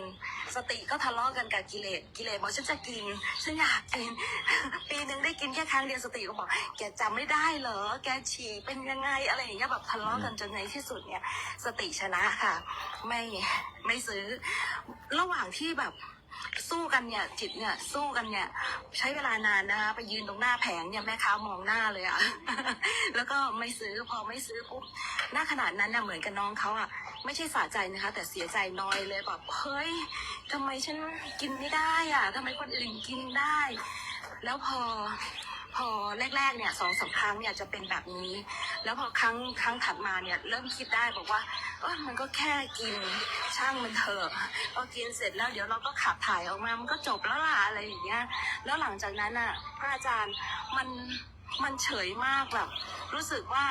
ก็เป็นผลไม้อ่ะกินก็ได้ไม่กินก็ได้สุดท้ายตอนนี้2-3 ปีแล้วไม่แตะทุเรียนอีกเลยอะค่ะพระอาจารย์เห็นทุเรียนนี้แทบจะแบบเฉยๆเหมือนกับเห็นอะไรสักอย่างหนึ่งไม่รู้สึกไม่มีความรู้สึกอยากขึ้นมาเลยอะค่ะพระอาจารย์เลยมีความรู้สึกว่าจังหวะที่เราตัดใจบอกว่าช่างมันเถอะมันหมดจริงๆเลยนะคะคำเดียวเลยช่างมันเถอะแล้วก็เราก็ตอนนี้ก็มีความสุขคือไม่ไปยุ่งกับทุเรียนอีกแล้วอะค่ะขอบคุณมากค่ะสาธุค่ะ แล้วนั่นคืออะไรแล้วภูมิใจไหมดีใจไหม ตอบไหม เฉยๆค่ะพระอาจารย์ไม่ได้รู้สึกอะไรตอนนี้ไม่รู้สึกอะไรแต่ตอนแรกมันจะเสียใจมันจะนอยแบบโอ้ยฉันอยากกินแต่ตอนนี้เฉยๆไม่รู้สึกอะไรค่ะ เฉยๆนี่ก็ต้องทิ้งเหมือนกันนะเฉยๆก็ต้องทิ้งก็เพียงแต่รู้แล้ว ก็ต้องไปรู้อีกตัวหนึ่งถ้ารู้ตอนนั้นรู้ว่าเสียใจก็ต้องให้รู้ว่าเสียใจตอนนี้รู้ว่าเฉยๆก็ให้รู้ว่าฉันเปิดอารมณ์เฉยๆแล้วตอนนี้นะ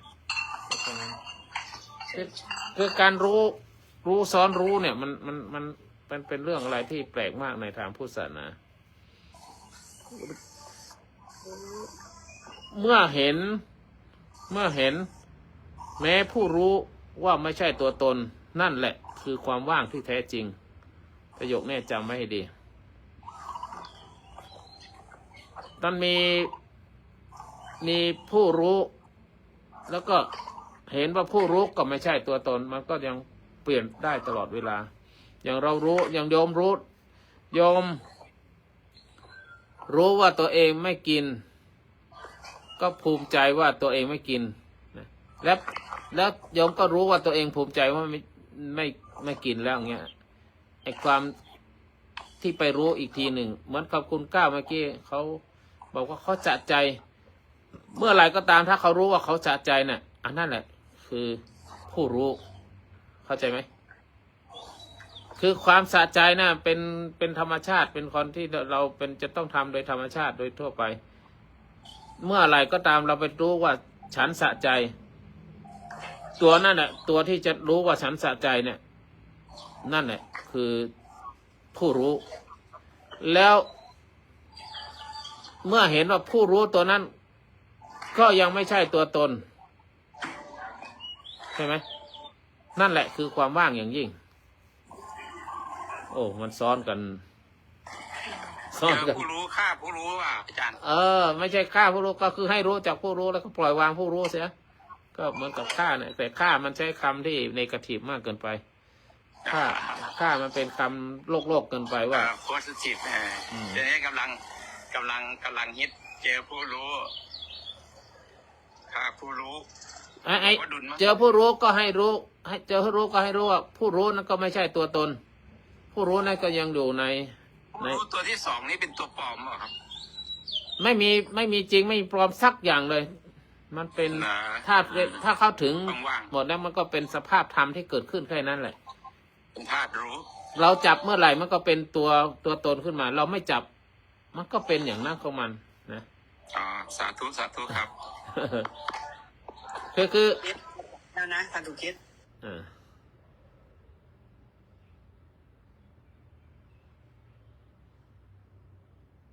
สาธุแม้แต่ความดีที่เราทำดีเราได้ทำดีแล้วเนี่ยเราทำดีแล้วเรายึดถือความดีนั่นว่าฉันทำดีเป็นความดีของฉันเนี่ยถ้าเรารู้เมื่อไหร่ว่านั่นเป็นความดีฉันยึดความดีเนี่ยแล้วก็ปล่อยมันไว้อันนั้นแหละจะเป็นความดีสูงสุดเลย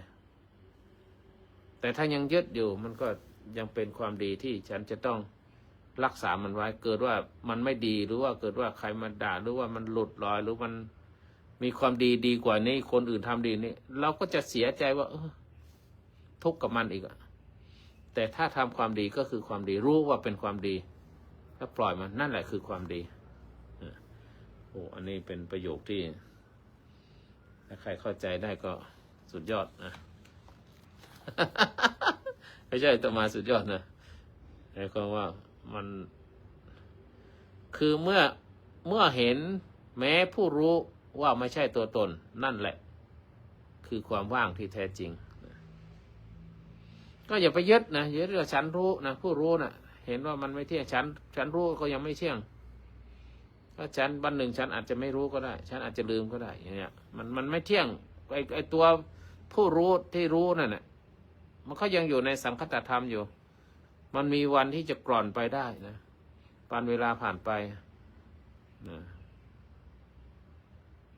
ก็ประมาณนี้ทำไมเงียบไปหมดเลย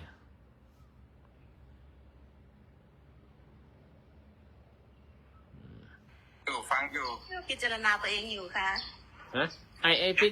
ให้เห็นว่าตัวแล้วเห็นหรือยังว่าตัวเองพิจารณาตัวเองเห็นค่ะไอ้ค่ะพิจารณาหลายกริยาเลยเห็นทุเรียนเป็นลูกเลยใช่ไหมครับตอนนี้ทุเรียนไม่อยู่ในสายตาเลยค่ะแต่อย่าอยู่ในใจแล้วกันมันละเอียดมะม่วงแทนมันละเอียดอ่อนนะเรื่องแบบนี้เห็นแก้วเสียดไม่ได้นะห้ามไม่อยู่ในใจนะแก้วเสียดรักน้อยแต่รักให้นานนะมะม่วงมาเป็นลูกๆเลยเป็นกิโลอย่างเงี้ยใช่มันปลูกไงช่วงนี้3 โล 100ถูกแก้จัดเอาไว้วัดทุกวันเลยเพราะว่ามันถูกไงประมาณนี้ครับสาธุสาธุวันนี้วัดเบาหวานได้144ขึ้นมาจากเมื่อวาน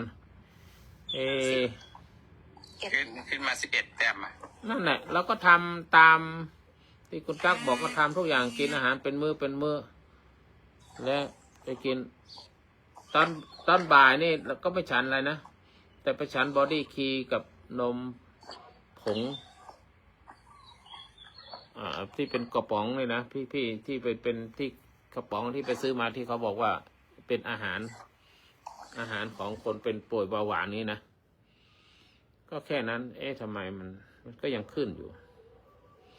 เป็นการพักผ่อนหรือการออกกำลังกายหรืออะไรไม่รู้แต่มันไม่แน่นอนนะการวัดนี่นะเดี๋ยวจะทิ้งนะแต่ก็ยังดีก็ยังวัดได้ อาจารย์มันต้องดูองค์ประกอบหลายอย่าง การจัดเวลาการกินก็ส่วนหนึ่ง การเผาผลาญอาหารก็ส่วนหนึ่งค่ะอาจารย์ อัตราสัดส่วนเป็นยังไง เพราะว่าโยมก็ได้ให้คำแนะนำไปตามที่พระอาจารย์บอกมา แต่ว่าโดยรวมนะโยมก็ยังไม่ได้เห็นอาหารที่ท่านฉันจริงๆจังๆว่าเป็นอะไรเงี้ย เอา ก็เลย น้ำมากด แต่ว่าถ้ายังต่ำกว่า160ก็ถือว่าโอเคค่ะ เอาเสร็จผัดเอาน้ำมาเขียนชื่อเราด้วยช่วยเขียนชื่อเราได้นะแล้วก็เอาน้ำมาจ้ะ คืออย่างหนึ่งก็คือว่าท่านอย่าลืม ท่านอย่าลืมว่ามวลกล้ามเนื้อในร่างกายของท่านมันน้อย มันยังน้อยอยู่ บางทีการเผาผลาญน้ำตาลในเลือดอาจจะยังไม่มากพอค่ะอาจารย์ คือถ้าเหตุที่มันลดลงตอนช่วงนู้นนะตอนที่ไปเกาหลีก็ต้องนึกได้ว่า เราแทบจะไม่ได้แตะอาหาร คือหมายความว่าอาหารที่มีแคลอรี่สูงๆหรืออะไรเงี้ย คือตั้งดูจากสังเกตจากพฤติกรรมเวลาไปที่อื่น หรือว่าอยู่ในช่วงที่ท่องเที่ยวเนี่ย เราจะทานอะไรได้ไม่เยอะ แต่เราพอกลับมาที่วัดเนี่ย มันก็มีความหลากหลายของอาหารอยู่เงี้ยค่ะแล้ว มันไม่หลากหลายชั้นอาหารแค่2-3 อย่าง อ๋ออาจารย์ประมาทไม่ได้เด้ ชั้น อัน ว่า นู้นเงินตลอดเลย อันนี้เตือนในรูปคนละเรื่องกันเลยค่ะอาจารย์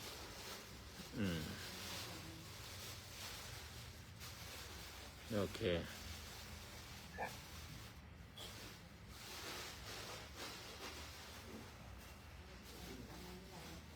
โชคดีนะที่ท่านมีบริชี ประโยคนี้สำคัญเมื่อเห็นผู้รู้ว่าไม่ใช่ตัวตน นั่นแหละคือความว่างที่แท้จริง ตอนนี้จดไปแล้วว่าฉันอะไรไปบ้าง ดูว่ามันจะเป็นยังไง สาธุ รู้ว่าใช่ไหม ลุงหมานบอกว่าอย่าไปเรียนรู้ เดี๋ยวเสียเวลาวางผู้รู้ อย่าไปเรียนรู้เดี๋ยวเสียเวลาวางผู้รู้ ไม่ได้เรียนรู้แต่แค่รู้ค่ะ มีโอกาสรู้มีโอกาสเข้าไปได้เห็น แต่การจะเข้าไปได้เห็น เป็นผู้รู้ต้องมีสติและสมาธิอ่ะแล้วเมื่อมีสมาธิแล้วเมื่อเห็นตรงนั้นรู้ก็ ยะ คือรู้ หาวาริวะหาภูราภริปุเรนติสาคลัง ความรู้ทั้งหมด เอ ก็ วะ จะ เม ไม่มี วะ ผู้ อิโต รู้ ทินังเปตานังอุปกัปปติอิชิตังปฏิตังตุมหังคิปะเมวะสมิสตุสพเพปุเรนตุสังกปาจันโทปนรสโสยะถามณีโชติรสโสยะถาดีและบัดนี้ไม่มีในจรัญแปลงแก้วได้ทำบุญทำกุศลเนาะไปหาป่อเสมเมื่อก่อนป่อแสนแปลงแก้วไม่เงินแปลงแก้วขอให้ป่อแสนได้ไม่เงินแปลงแก้วได้มารับสมบุญกุศลอาหารการกินที่ทำมาในวันนี้ข้าวน้ำอาหารทั้งหลายเหล่านี้ให้กลับกลายเป็นข้าวติบน้ำติบเป็นอาหารติบเพื่อจะไปสู่อยู่บนสวงสวรรค์จันทร์ฟ้าวิมานแก้ววิมานเงินวิมานทองรองรับดวงวิญญาณของป่อแสนได้ไม่เงินแปลงแก้วบรรพบุรุษตระกูลแปลงแก้วทุกท่านทุกคนตระกูลของพ่อของแม่ทุกท่านทุกคนที่หลงรับไปแล้วก่อนเชิญมารับสงสนให้โมทนารับสงสนเป็นพิเศษไปหาป่อแสนแปลงแก้วไม่เงินแปลงแก้วได้อยู่ได้กินได้บริโภคเมื่อได้หับคุณอาสาวนายจรันแปลงแก้วได้ทำบุญทำกุศลไปหาจงได้สำเร็จจงได้สำเร็จตามความปรารถนาจงทุกประการและบุญกุศลให้ไปเมื่อได้สำเร็จแล้วขอบุญเราได้กลับมาปกปักรักษาตนตัวในจรันแปลงแก้วและครอบครัวให้อยู่ร่มเย็นเป็นสุขหมดทุกข์หมดโศกหมดโรคภัยอันตรายทั้งหลายทั้งปวงจะได้หมดไปให้ไปให้ความสุขความเจริญวัฒนาสิ่งสันจะไม่ข้ามจันทร์แต่โลธรรมาสติโยโนสุขังพระลังเอาอันซองไปใส่ตู้สิพิมพ์ไปอ่านไปซองเงินใส่ตู้เป็นค่าน้ำค่าไฟวัดเข้ามา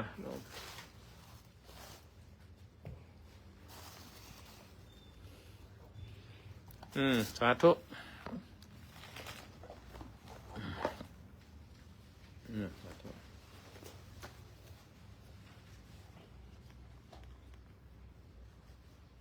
คุยกันก่อนคุยกันก่อนเชิญพ่อลุงหมานขึ้นมาคุยก็ได้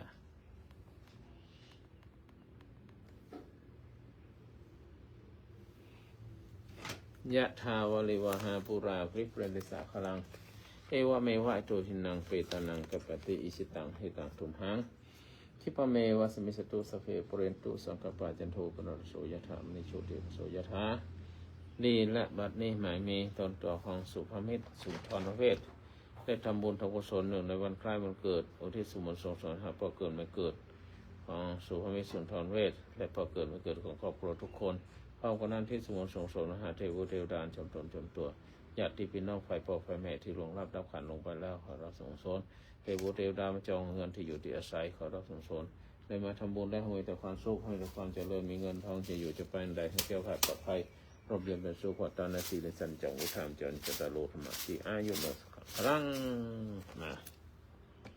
เอาเงินใส่ตู้เอาดิเอาสิพิมพ์ไปไปในสิพิมพ์นี่มันเดียวผมดำนี้แล้วนะหยาบละ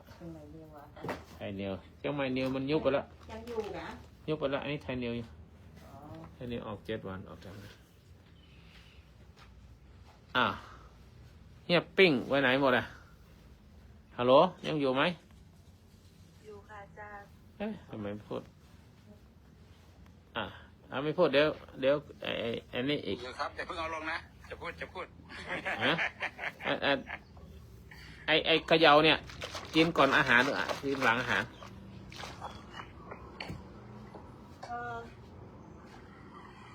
คือจริงๆแล้วไอ้ที่ท่านเขย่ามันสารอาหารที่อยู่ในนั้นมันเท่ากับอาหาร1 มื้ออยู่แล้วอะค่ะอาจารย์ที่หนูเพราะว่าในนั้นคือเป็นอาหารฉันไม่ได้ถามว่ามันเป็นอะไรฉันถามว่าจะกินก่อนอาหารหรือว่ากินอันนี้แล้วไม่ต้องกินอาหารเธอพูดมา2 คำจะไปอธิบายทำไมไม่ได้ให้เธออธิบายหนูบอกกันหลายรอบแล้วว่าถ้ากินอันนี้แล้วไม่กินอย่างอื่นก็ได้หรือก็บอกมาดิก็ถามก็ตอบมาดิจะใช้เวลาเยอะทำไมหนูฉันนี่แหละมันเป็นสังขารความคิดนี่แหละสัญญาไม่เที่ยงเขาถามอีกอย่างหนึ่งไปตอบอีกอย่าง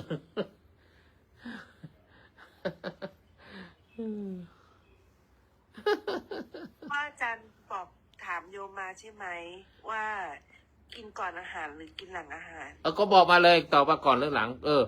ถ้างั้นท่านไม่ต้องท่านกินก่อนอาหารแล้วก็ท่านไม่ต้องกินอาหารก็ได้จบแค่นั้นนะแล้วไม่ต้องไปอธิบายมันเท่านั้นเท่านี้เท่านี้แหละจบ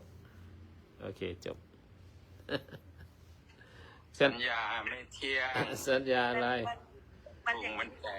นเป็นไปได้ทั้ง2 อย่างก็คือว่าส่วนหนึ่งก็คือคนที่ร่างกายของเขาต้องการสารอาหารเพิ่มเขาก็สามารถกินก่อนอาหารได้แต่ทีนี้นะพระอาจารย์น้ำหนักค่อนข้างโอเวอร์เวททีนี้เนี่ยไม่แนะนำให้กินก่อนหรือหลังแต่ให้กินมันอย่างเดียวเสร็จแล้วจบแล้วว่าละจบแล้วก็จบแล้วก็พูดแค่นี้ก็จบแล้วไม่ต้องอธิบายจบแค่นั้นจ้ะก็คือก่อนแล้วก็ดีหลังก็ดีมันเท่ากันอย่างเนี้ยถ้ากินกับอาหารเท่ากับกินอาหาร2 มื้อก็จบแค่นั้นแหละใช่ไหมแนะนำให้ทานก่อนค่ะจะถูก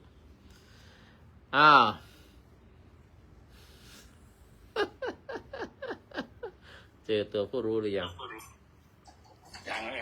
ว่าแล้วเนี่ยคือเมื่อเห็นผู้รู้ว่าไม่ใช่ตัวตนนั่นแหละคือความว่างที่แท้จริงอันนี้คือเป็นลักษณะขบคิดของเซนนะลักษณะของ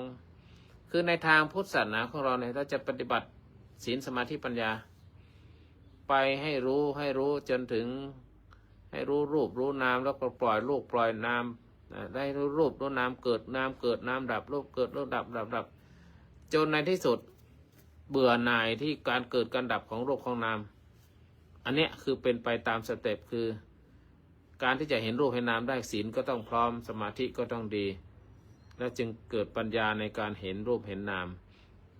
รูปเห็นนามได้ก็ดูรูปดูนามเกิดดูรูปนามดับรูปเกิดดับเกิดดับ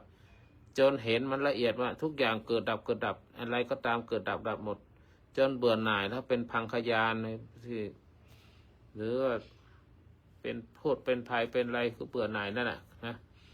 จนในสุดก็ปล่อยวางว่ามันไม่มีอะไรมีแต่จิตที่ไปรู้จากขันธ์ห้าตาหูจมูกลิ้นกายใจทำงานและจนเบื่อหน่ายของรูปนามเกิดขึ้นนั่นแหละจนไม่มีอะไรทุกอย่างในโลกเห็นความปราศนาการของความเป็นตัวตนอันนี้คือสายของเทรวาทแต่ถ้าที่พูดไปเมื่อกี้น่ะถ้าเห็นผู้รู้ว่าไม่ใช่ตัวตนก็คือตัวที่ไปรู้ตัวที่ยึดมั่นถือมั่นว่าเป็นตัวฉันของฉันต่างๆเนี่ยไปซ้อนไปเห็นมันอีกทีว่าฉันภูมิใจฉันชนะกิเลสแล้วฉันนะถ้าเห็นไอ้ตัวที่ภูมิใจว่าฉันชนะกิเลสแล้วฉันดีใจ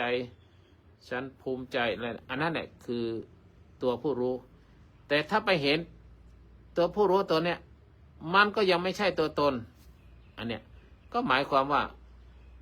ในทางเทรวาทคือปล่อยวางไม่เอากับมันคือไม่เอากับความยึดมั่นถือมั่นในรูปในนามอีกต่อไปเขาเห็นทุกอย่างเป็นรูปนามมันดับเห็นอะไรเกิดก็ดับเห็นอะไรเกิดก็ดับเห็นอะไรเกิดก็ดับเนี่ยอันนี้แต่ว่าของเขาเซนเขานั่งคบคิดอะไรคือตัวผู้รู้คืออะไรจนเขาปิ้งขึ้นมาว่าอ๋ออันที่มันสร้างความฉันของฉันที่ฉันรู้ฉันเห็นฉันเบื่อฉันโง่ทำลายตัวว่าฉันรู้ฉันเบื่อฉันโง่นี่จริงๆแล้วไอ้ตัวฉันโง่ฉันเบื่อพวกนี้มันก็เป็นอยู่ในอนัตตาไม่มีตัวตนเนี่ยเขาถึงปิ้งขึ้นมาอันนั้นคือการกบคิดของเซนเพียงแค่กล่าวว่าเมื่อเจอผู้รู้ฆ่าผู้รู้เสียมันฆ่าอะไรยังไงอย่างเงี้ยเพราะนั้นน่ะรู้ผู้รู้ไม่ใช่ตัวตนนั่นแหละคือความว่างแท้จริงนั่นคืออะไรถ้าจะอธิบายกันก็ทำไมจึงเป็นเช่นนั้นก็เพราะว่าคำเนี่ยสะท้อนหัวใจของการปล่อยวางอัตตาชั้นลึกลงไปนะถ้าพูดถึงแนวที่คบคิดนะไม่ใช่แนวปฏิบัติมันเป็นการปล่อยวางหรือปฏิบัติก็ได้นะครับปฏิบัตินะคือปฏิบัติธรรมะถึงจุดที่หนึ่งจุดใดจุดหนึ่งที่นำไปสู่ความว่างจากความยึดมั่นจากความถือมั่นคือสุญญตารามสุญญตาธรรมนะสุญญตาธรรมนะธรรมะที่เป็นสุญญตาอย่างแท้จริงผู้รู้คืออะไรในองค์คำภาวนาผู้รู้เนี่ยก็มักจะมีพูดว่ามีผู้รู้อยู่รู้ทันอารมณ์กลับมาอยู่กับผู้รู้อันเนี้ยคำนี้จะมีถ้าวิปัสสนาหรือทำอะไรเขาก็จะเห็นว่ามีผู้รู้อยู่นะทำอะไรรู้หนอเห็นอะไรเห็นหนออะไรรู้น่ะใครล่ะรู้ก็ตัวรู้น่ะตัวธาตุรู้น่ะรู้ทันอารมณ์โกรธก็รู้ว่าโกรธอันนั้นน่ะคำว่ารู้ว่าโกรธนั่นน่ะใครล่ะรู้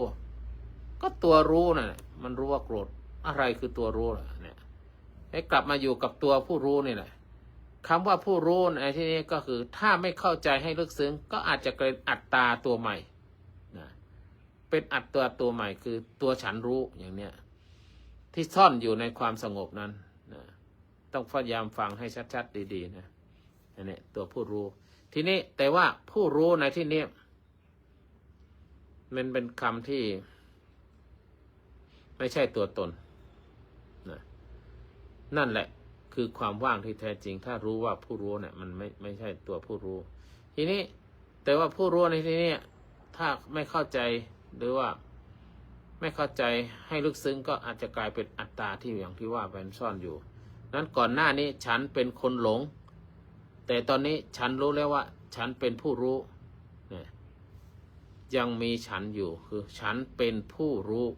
ซ่อนอยู่นะเมื่อก่อนฉันหลงฉันหลงก่อนฉันโกรธเห็นอะไรก็โกรธเห็นอะไรก็เกลียดเมื่อก่อนมีอะไรนี่ฉันโกรธฉันเกลียดฉันนั่นอันนั้นแหละตัวฉันเป็นผู้รู้น่ะ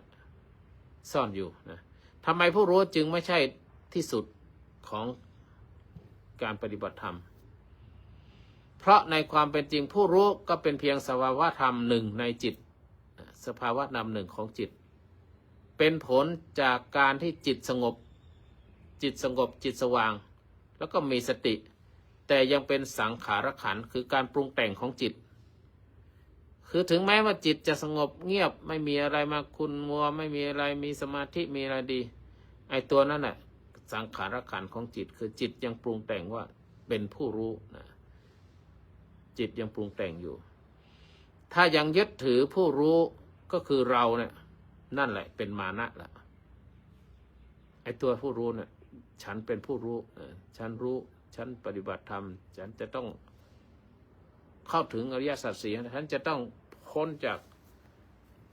หรือฉันจะต้องพ้นจากปุถุชนไปเป็นอริยชนให้ได้จะเป็นโสดาบันฉันจะต้องพ้นจากโสดาบันให้เป็นพระสกทามีฉันจะพ้นสกทามีเป็นอนาคามีถ้าฉันจะพ้นอนาคามีฉันจะต้องปฏิบัติให้เป็นพระอรหันต์ให้ได้ไอ้ตัวนั้นเนี่ยตัวที่อยากจะขึ้นไว้ไปนะตัวมานะเนี่ยเรียกตัวมานะก็คือความถือตัวในระดับที่ละเอียดนะดังนั้นเราจะเห็นว่ามานะเนี่ยโน่นเนี่ยไปถึงมานะ9เนี่ยอยู่ไปจนถึงเป็นพระอรหันต์เนี่ยถึงจะหมดมานะอย่างเนี้ยเพราะนั้นความว่างที่แท้จริงก็คือว่างจากผู้รู้ว่าเป็นตัวตนว่างที่แท้จริงคือว่างจากการมีมานะว่าเราจะต้องปฏิบัติเราจะต้องดีกว่านี้เราจะต้องปฏิบัติให้พ้นโสดาบันไปได้โสดาบันจะต้องทำเราไปอีกเด็ดไอ้ตัวนั้นน่ะเป็นตัวตนนะถ้าสามารถเห็นมันได้แล้วก็ว่างจากมันอีกนะนั่นแหละละมานะทิฏฐิก็อยู่ในตัวมานะเนี่ยมานะทิฏฐิในความเป็นตัวตนเพราะฉะนั้นในทางพุทธศาสนาใน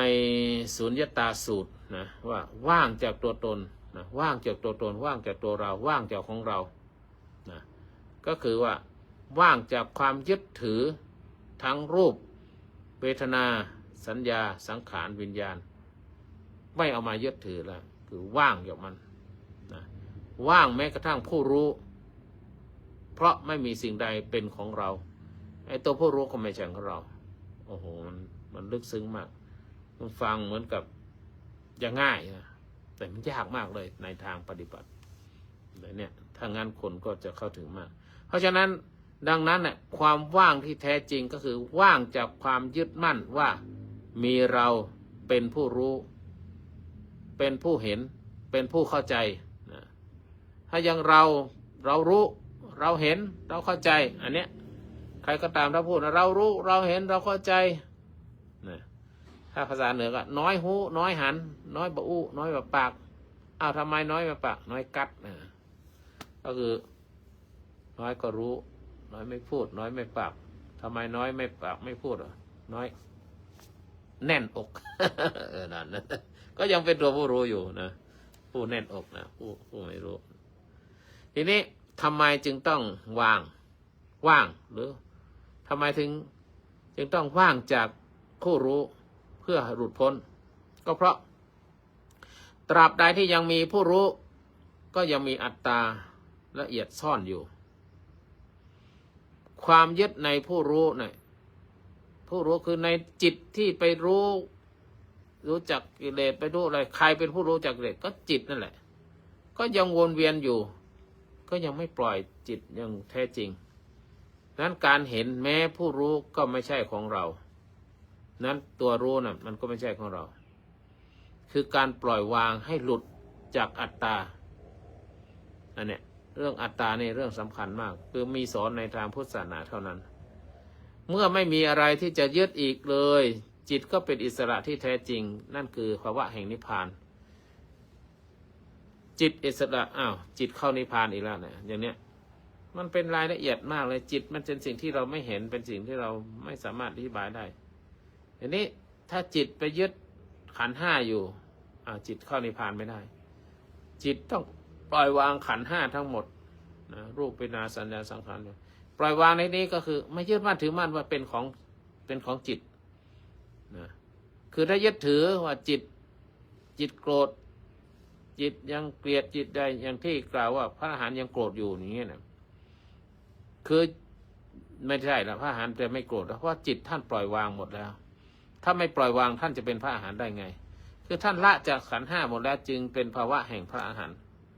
นะ แต่การกระทำต่างๆเป็นเพียงอากัปกิริยาที่มันเกิดขึ้นแบบนี้เป็นต้นเพราะฉะนั้นภาวะอิสระที่แท้จริงคือภาวะนิพพานเปรียบเทียบให้เข้าใจอย่างนี้ว่าถ้ายังหลงอารมณ์อยู่คือยังยึดมั่นว่ายังยึดสุขยึดทุกข์อยู่นี่นะ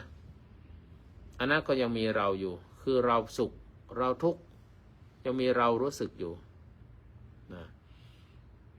ถ้ามีสติรู้ทันก็เป็นโกรธฉันรู้ฉันโกรธ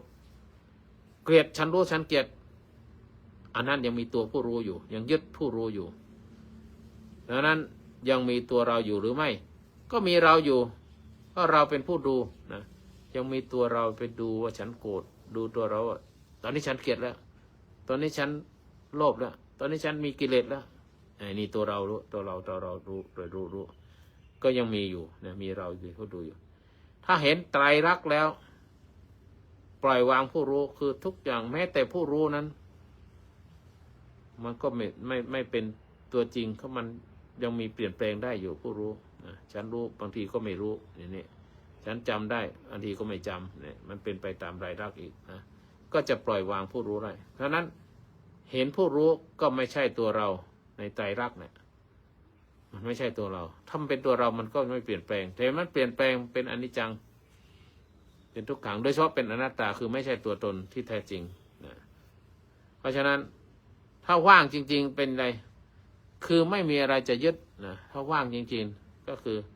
ยึดมั่นถือมั่นไหมไม่มีอะไรที่จะยึดแล้วก็ยังมีตัวเราไหมมีตัวเราอยู่ไหม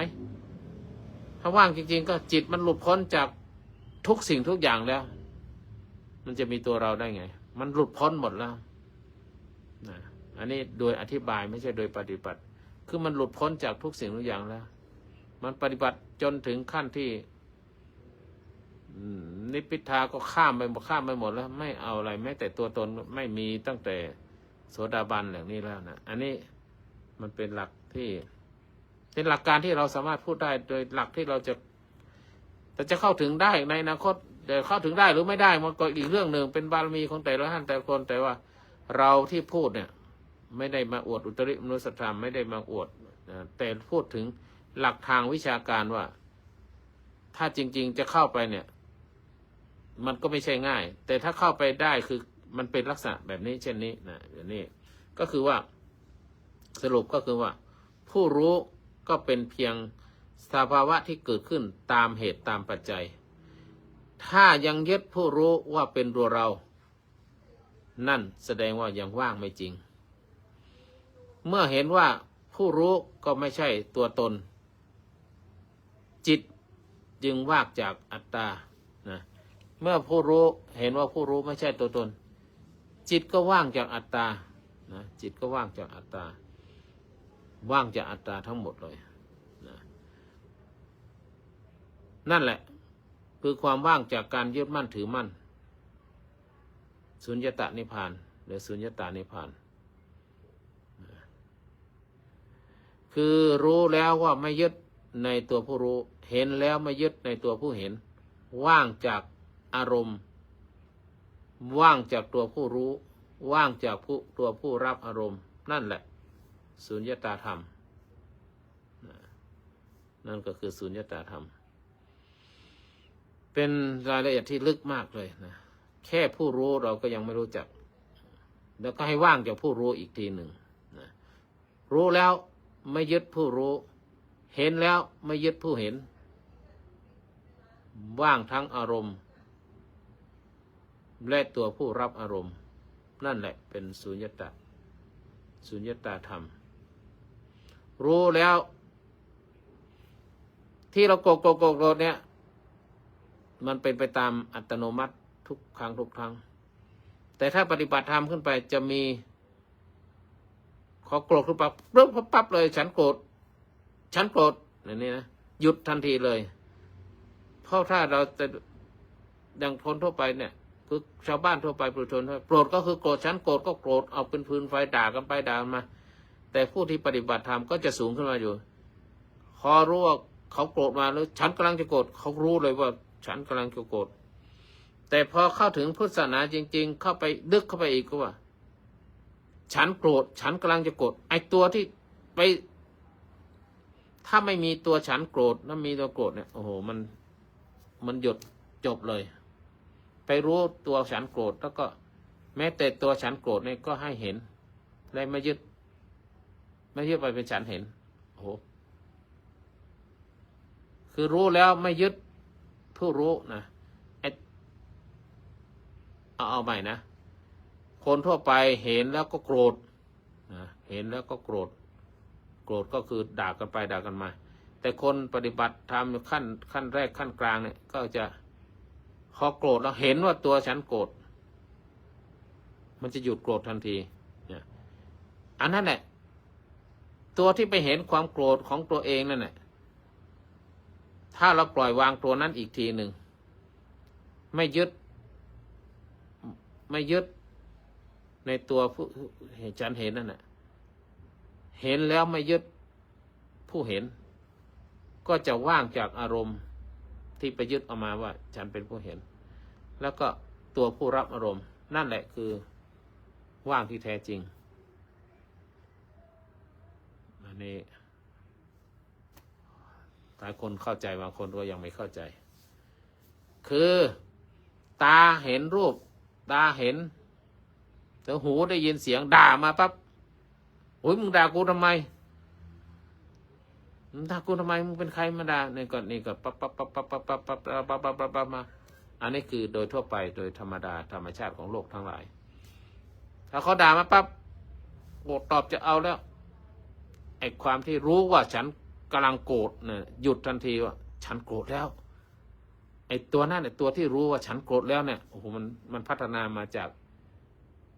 ตัวที่ไม่รู้เลยว่าฉันโกรธทีนี้ในทางพุทธศาสนาฉันโกรธแล้วอันนั้นแหละยังเป็นตัวฉันอยู่ให้ละตัวฉันนั้นอีกทีหนึ่งก็ความโกรธก็จะไม่เกิดขึ้นก็เหมือนกับว่าใครด่ามาก็คือเสียงที่ด่ามานั้นก็เป็นรูปการได้ยินก็เป็นนามดับไปแล้วรูปนามดับไปแล้วแล้วจะมีตัวผู้รู้ได้ไงมันดับไปแล้วแค่เห็นได้ยินแล้วรูปนามดับไปแล้วรูปนามดับไปแล้วเนี่ยคือภาวะของผู้ที่ผ่านการเป็นพระโสดาบันขึ้นไปแล้วจะเห็นอะไรเป็นอนัตตาหมดเลยนิจจังทุกขังอนัตตานิจจังทุกขังอนัตตาแบบนี้แต่เราล่ะเราไม่ได้ฝึกถึงขนาดนั้นเราก็ฝึกถึงแค่ฉันโกรธฉันไม่โกรธแล้วนะความโกรธกำลังมาอย่างแต่ที่ทักอารมณ์เนี่ยความโกรธกำลังมาความโกรธเข้ามาสู่จิตฉันมีความโกรธมาแล้วก็จิตฉันรับอารมณ์ความโกรธความโกรธเข้ามา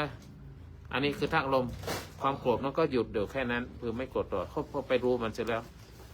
แต่แอดวานซ์อีกอย่างหนึ่งก็สูงขึ้นมาอีกในทางพุทธศาสนาแม้แต่ตัวฉันรู้ฉันอะไรเนี่ยปล่อยตัวนี้ออกไปอีกแล้วมันจะมีอะไร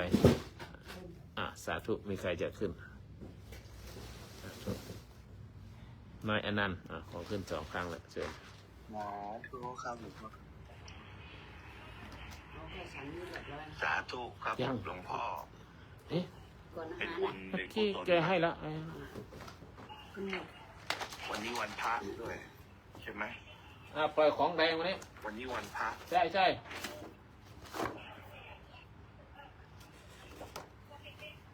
่แล้วจะพูดลายเชิญไม่ต้องโอพี่หันลายว่ามาเลยเราต้องวางสมุดตรงนี้นะจะได้หาได้ไม่มีเพราะนั้นจะพูดอะไรนี่ต้องไล่ยาวมาเลยแน่จริงมาเลยก็คือในโอเอละมาสักยะคำว่าสักยะทิฏฐิเขาให้นิยามว่าเห็นว่าวิญญาณเป็นเราเห็นเราเป็นวิญญาณเห็นเรามีวิญญาณในเรามีเราในวิญญาณเราลืมไปว่าเราเนี่ยรู้ได้ก็เพราะว่ามีขันธ์ห้ามันคือมีอุปทานว่าขันธ์ห้าเป็นเราในเบื้องต้นมีสติระลึกสติก็เป็นสังขารเป็นส่วนของขันธ์ห้าแล้วก็ยึดถือว่าสติก็คือการระลึกนั่นแหละเป็นเราแต่จ ริงๆแล้วมันเป็นอาการของสังขารขันธ์เพื่อให้ปัญญามันเกิด เพราะว่าคนที่รู้ทั้งหมดนั้นน่ะคือวิญญาณที่พระองค์กล่าวว่าจิตนั้นฝึกดีแล้วย่อมนำสุขมาให้นะ เดี๋ยวพนันเดี๋ยวมันจะพลาดไป จิตก็คือจิตวิญญาณคือวิญญาณนะในการทำงานนะแต่ในความรู้นะมันเป็นอันเดียวกัน วิญญาณเนี่ยจะพูดได้ก็ต่อเป็นวิญญาณ6ตาหูจมูกลิ้นกายใจโสตวิญญาณจักขุวิญญาณแต่จิตไปรู้โสตวิญญาณจิตไปรู้จักขุวิญญาณอีกทีหนึ่ง พระพุทธเจ้าเนี่ยเวลาท่านแสดงเนี่ยหรือว่าในบัญญัติก็จะระบุจิตมโนวิญญาณอย่างที่พระคุณเจ้ากล่าวเลย เพราะฉะนั้นเนี่ยเวลาเกิดที่ตาเนี่ยเขาก็จะเรียกวิญญาณคือโสตวิญญาณแต่ก็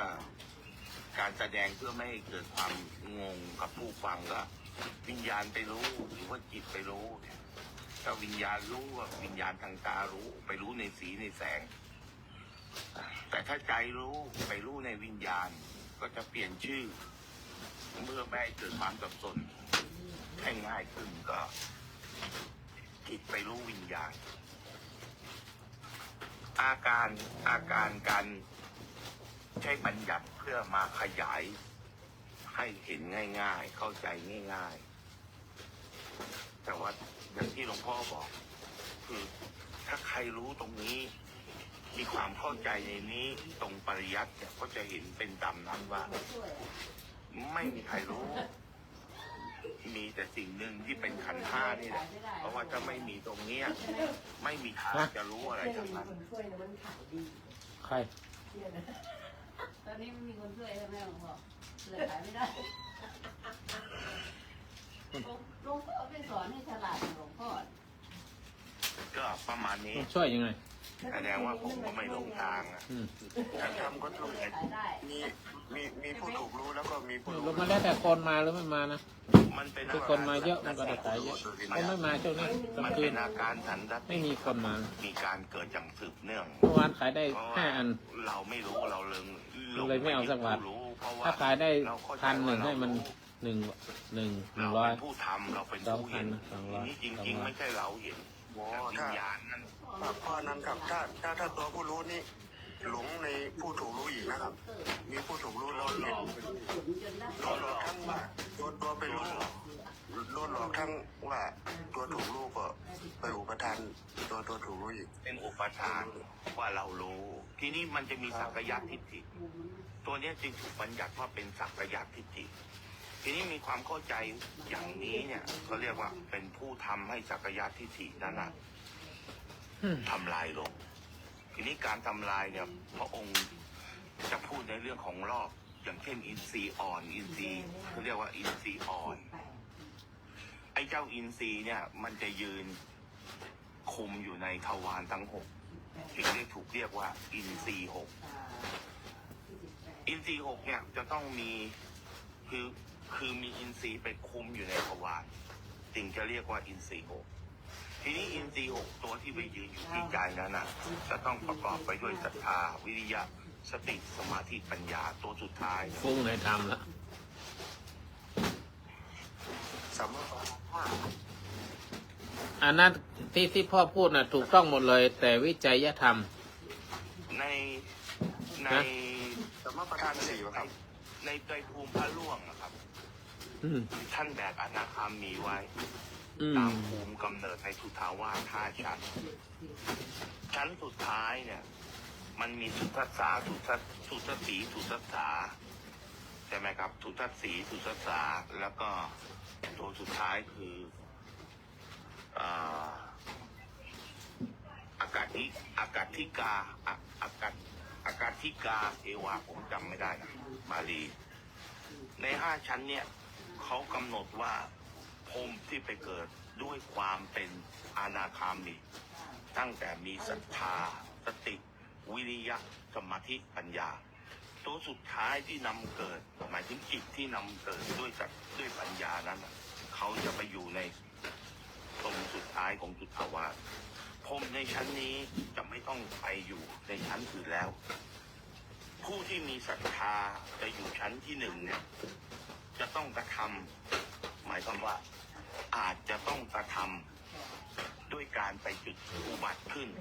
ทั้ง5 ชั้น เพื่อให้ได้ปัญญาในขั้นสุดท้าย เพราะฉะนั้นเนี่ยการเข้าใจในเรื่องของกรรมโอ้จะลึกซึ้งมาก เพราะว่าบางทีมีศรัทธานำศรัทธาเนี่ยนะถ้าไม่ประกอบด้วยปัญญาก็จะต้องไปทำให้เกิดปัญญา กระบวนการมันจะมีวิริยะมีสติมีสมาธิแล้วถึงจะได้ชั้นสุดท้าย อย่างการฟังพระคุณเจ้าหลวงพ่อพระครูโลกโมลีนั่นนะเป็นปัญญาไอ้เจ้าปัญญานี่มันร้ายมากมันไม่ต้องทำอะไรเลย เพราะว่าถ้ามีความเข้าใจตรงได้ซึ่งสัมมาทิฏฐิปั๊บเขาจะไม่โดนหลอกไม่มีตนเขาจึงมองเห็นว่าอ๋อวิญญาณเนี้ยเป็นธรรมชาติของขันธ์และการผุดขึ้นด้วยกรรมหมายความว่ามีกรรมเป็นปัจจัย อย่างเช่นรูปที่น่าปรารถนาน่ารักใคร่น่าพอใจย่อมนำสุขมาให้กับจิตเช่นเดียวกันกับรูปที่ไม่น่าปรารถนาไม่น่าพอใจย่อมนำทุกข์มาเนี่ยเขาจะเห็นว่าธรรมชาติของของจิตที่ปรากฏไม่ใช่เขาแต่เป็นธรรมชาติที่ลากจูงเขาให้เข้าไปได้ซึ่งเวทนาทีนี้ความฉลาดเนี่ยมันตัดที่ผัสสะเลยมันตัดที่รูปตัดที่เสียงตัดที่กลิ่นตัดที่รสตัดที่สัมผัสที่เกิดขึ้นทางกายโดยไม่โดนล่อหลอกแต่ตัวสุดท้ายคือตัดที่ใจเนี่ยโอ้โหใจนี้มันโคตรโกงมันหลอกว่ามันเห็นความไม่ดีแล้วมันก็กระทำการกระทำโดยเข้าใจว่าตัวเองเป็นผู้เห็นเป็นผู้คิดเป็นผู้กลายเป็นอุปาทิถ้าเขายืนมองเฉยๆหรือมองด้วยธรรมชาติของมันเขาก็จะเห็นความดับไปเลยว่าไม่ต้องมีการกระทำแล้วไม่สะดุ้งหวาดกลัวต่อกรรมเลยโอเคเพราะว่าเขาไม่ได้เป็นคนคิดเพราะนั้นไปใช้ศัพท์มากเกินไปทั้งมันทั้งเขาทั้งอะไรมันวุ่นวายไปหมดเลยคนฟังจะเริ่มสับสนอ่ะเอามันชัดๆสรุปเพราะนั้นลองสรุปดิที่พูดมาต้องการพูดเรื่องอะไรสรุปก็คือว่าถ้าตราบใดยังมีการกระทำอยู่ แต่ใครกระทำอ่ะภพชาติยังมีใครกระทำมีอุปทานใครอุปทานใครเป็นคนทำก็ความหลงมันเป็นตัวตนเหรอความหลงเป็นใครมันเป็นตัวเป็นตนเพราะว่าอะไรหลงอ่ะอะไรหลงความหลงมันก็ความหลงมันกิเลสตัวหนึ่งโมหะโลภะโทสะโมหะมันเป็นตัวตนเหรอมันเป็นสิ่งที่เข้ามาเป็นภาวะวิญญาณวิญญาณละวิญญาณคือตาใช่ไหมตาหลงใช่ไหมไม่ใช่วิญญาณตาหูจมูกลิ้นไม่ใครหลงอ่ะถ้าใครมีความแล้ววิญญาณมีความโลภไหมวิญญาณมีความโลภไหมวิญญาณมีความโลภไหมไปแล้วถ้าอย่างนั้นวิญญาณมันมีแค่6ตาหูจมูกลิ้นกายใจโสตวิญญาณจักขุวิญญาณไอตัวเนี้ยมันเป็นไปหลงได้ไหมใจหลงวิญญาณก็นั่นแหละการใช้ศัพท์แต่ละคำที่พูดเนี่ยมันทำให้คนฟังฟั่นเฟือมันหลงเขาหลงอะไรมันต้องเอาชัดๆนะบางทีเราอธิบายวิญญาณนั่นหลงจิตนั่นหลงจิตดิเราเนี่ยไม่หลงเราอีกแล้วมีทั้งเรามีทั้งวิญญาณมีทั้งจิตตกลงใครกันแน่ไม่มีเราตอนนี้ไม่มีเราตอนนี้พ่อพูดไม่มีเราคือเราได้จิตเนี่ยมาด้วยกรรมเอาแล้วจิตเนี่ยได้มาด้วยกรรมความหมายก็คือว่าบุพกรรมนั่นแหละเป็นตัวทำให้จิตนั้นปรากฏตอนนี้พูดเรื่องจิตก็แล้วแต่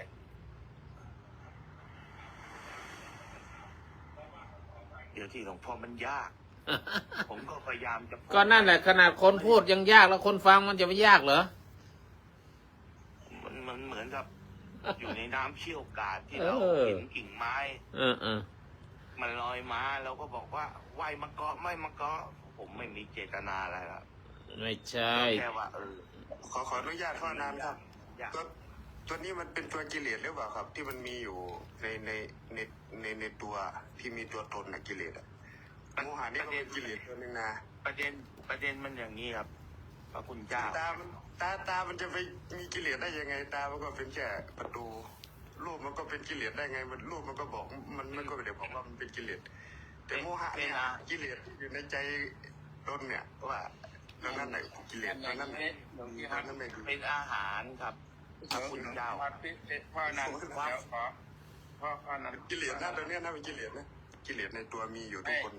หลวงพี่พัดเป็นอย่างนี้ ก็คือว่า ที่พ่อนั้นสาธยายอยู่ จ เนี่ย อนเดี๋ยวพระอาจารย์ มันจอน ผมให้ดี มันจอนมาด้วยตา สมมติว่า ตาเนี่ย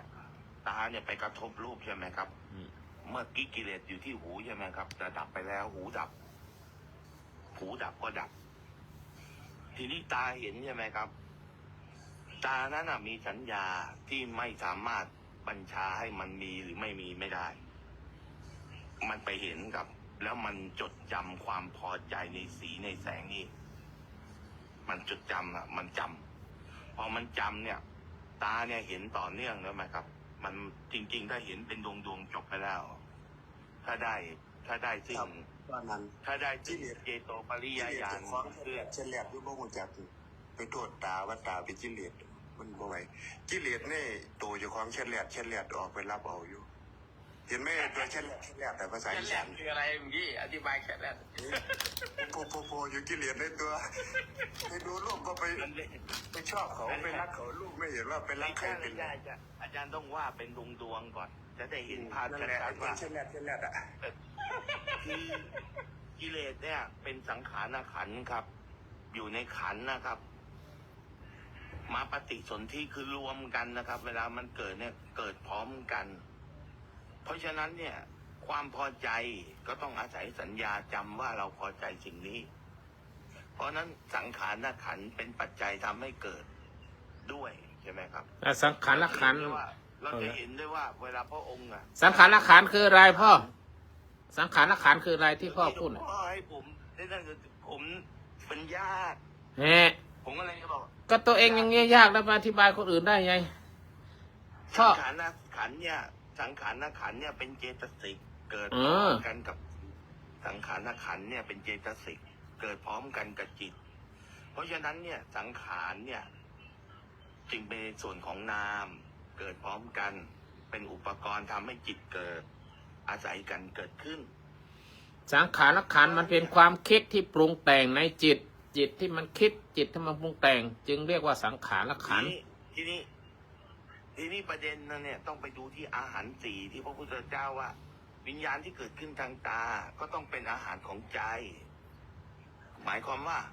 วิญญาณเป็นอาหารของวิญญาณที่เรียกว่าวิญญาณอาหารเนี่ยถูกต้องแล้ว มันส่งมาเป็นทอดมันส่งมาเป็นทอดถูกแล้ว ทีนี้ไอตัวที่ส่งมาเนี่ยจากตาส่งมาถึงใจเนี่ยถูกแล้ว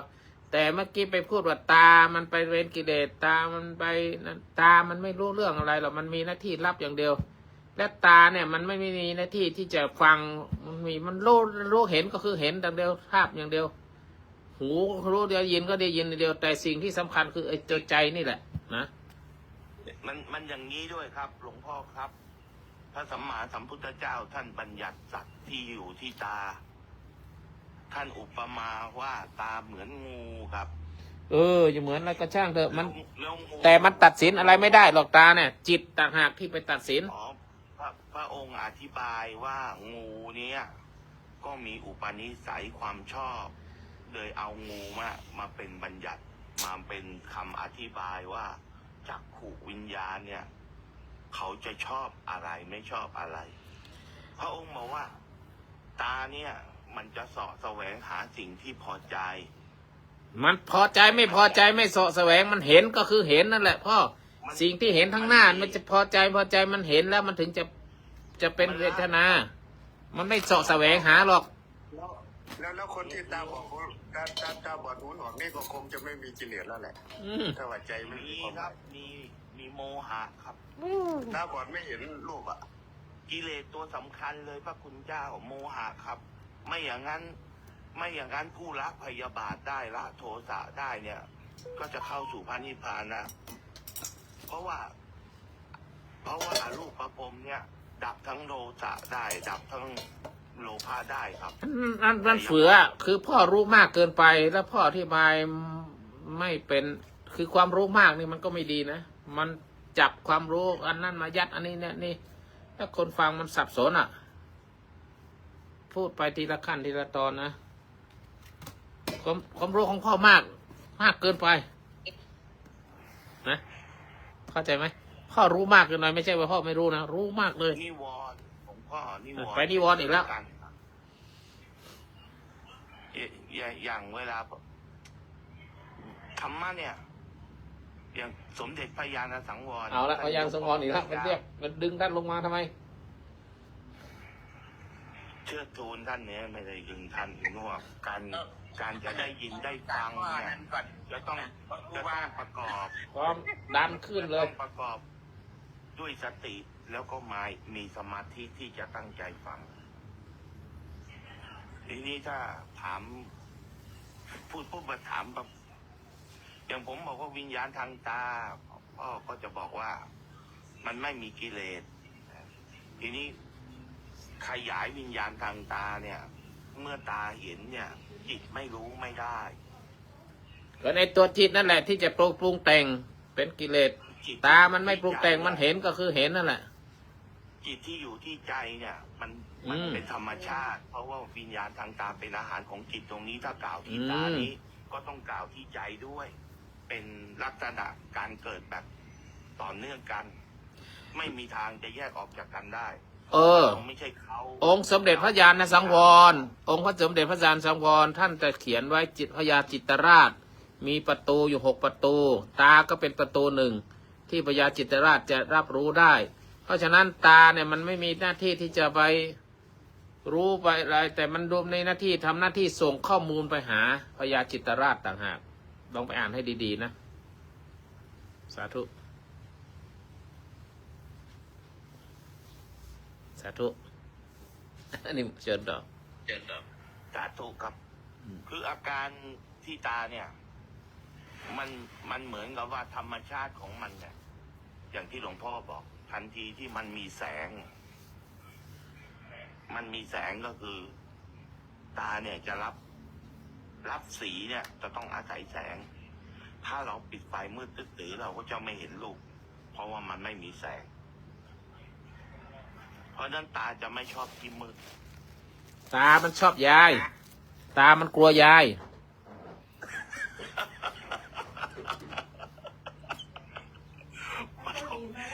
อันนี้ อืม โอ้ย ผมเหนื่อยจ้ะ พูดไปชัดๆไปเลย เนี่ยผมค่อยสำลักเลยโอ้โห โอ้ยมันเห็นชัดเลยนะ ตากลัวยายเนี่ย แน่นอนล่ะ ยายตวัดดีเดียวตายง่อมเลย ก็ถูกส่วนหนึ่งเพราะว่าตายายจะไปไหนก็ระลึกถึงตาอยู่ไหนหรือตาหายไปไหนยายก็จะมองหาอยู่ คือลักษณะของถ้าทำความเข้าใจเกี่ยวกับเรื่องเนี้ย แต่ทั้งหมดเนี่ย มันวนไปที่หลวงพ่อท่านกล่าวว่า ไม่มีผู้รู้มีแต่วิญญาณนั้นน่ะ เมื่อใดก็แล้วแต่ที่เราไปยึดถือเนี่ย ว่าเรารู้เนี่ย หรือที่ผมกล่าวเนี่ยผมรู้ไม่ใช่ สัญญาก็เพราะว่ามีขันธ์ 5นี่ถ้าวันนี้เนี่ยผมป๊อกไปเนี่ยป๊อกด้วยเส้นโลหิตแตกในสมองเนี่ย สิ่งที่รู้นี่โยนทิ้งเลย คุณเดินแก้วคุณเนตรทองคำไปฟั แต่ ง ไม่ ทา ต้อง งตกใจ ติ๊กต็อกนะ ครูบามีโคส กรรมเนี่ยยังเก็บ ขอยุติการถ่ายทอดสดไว้ก่อน านิสงส์ที่รู้ตลอด สาธุ ช่วง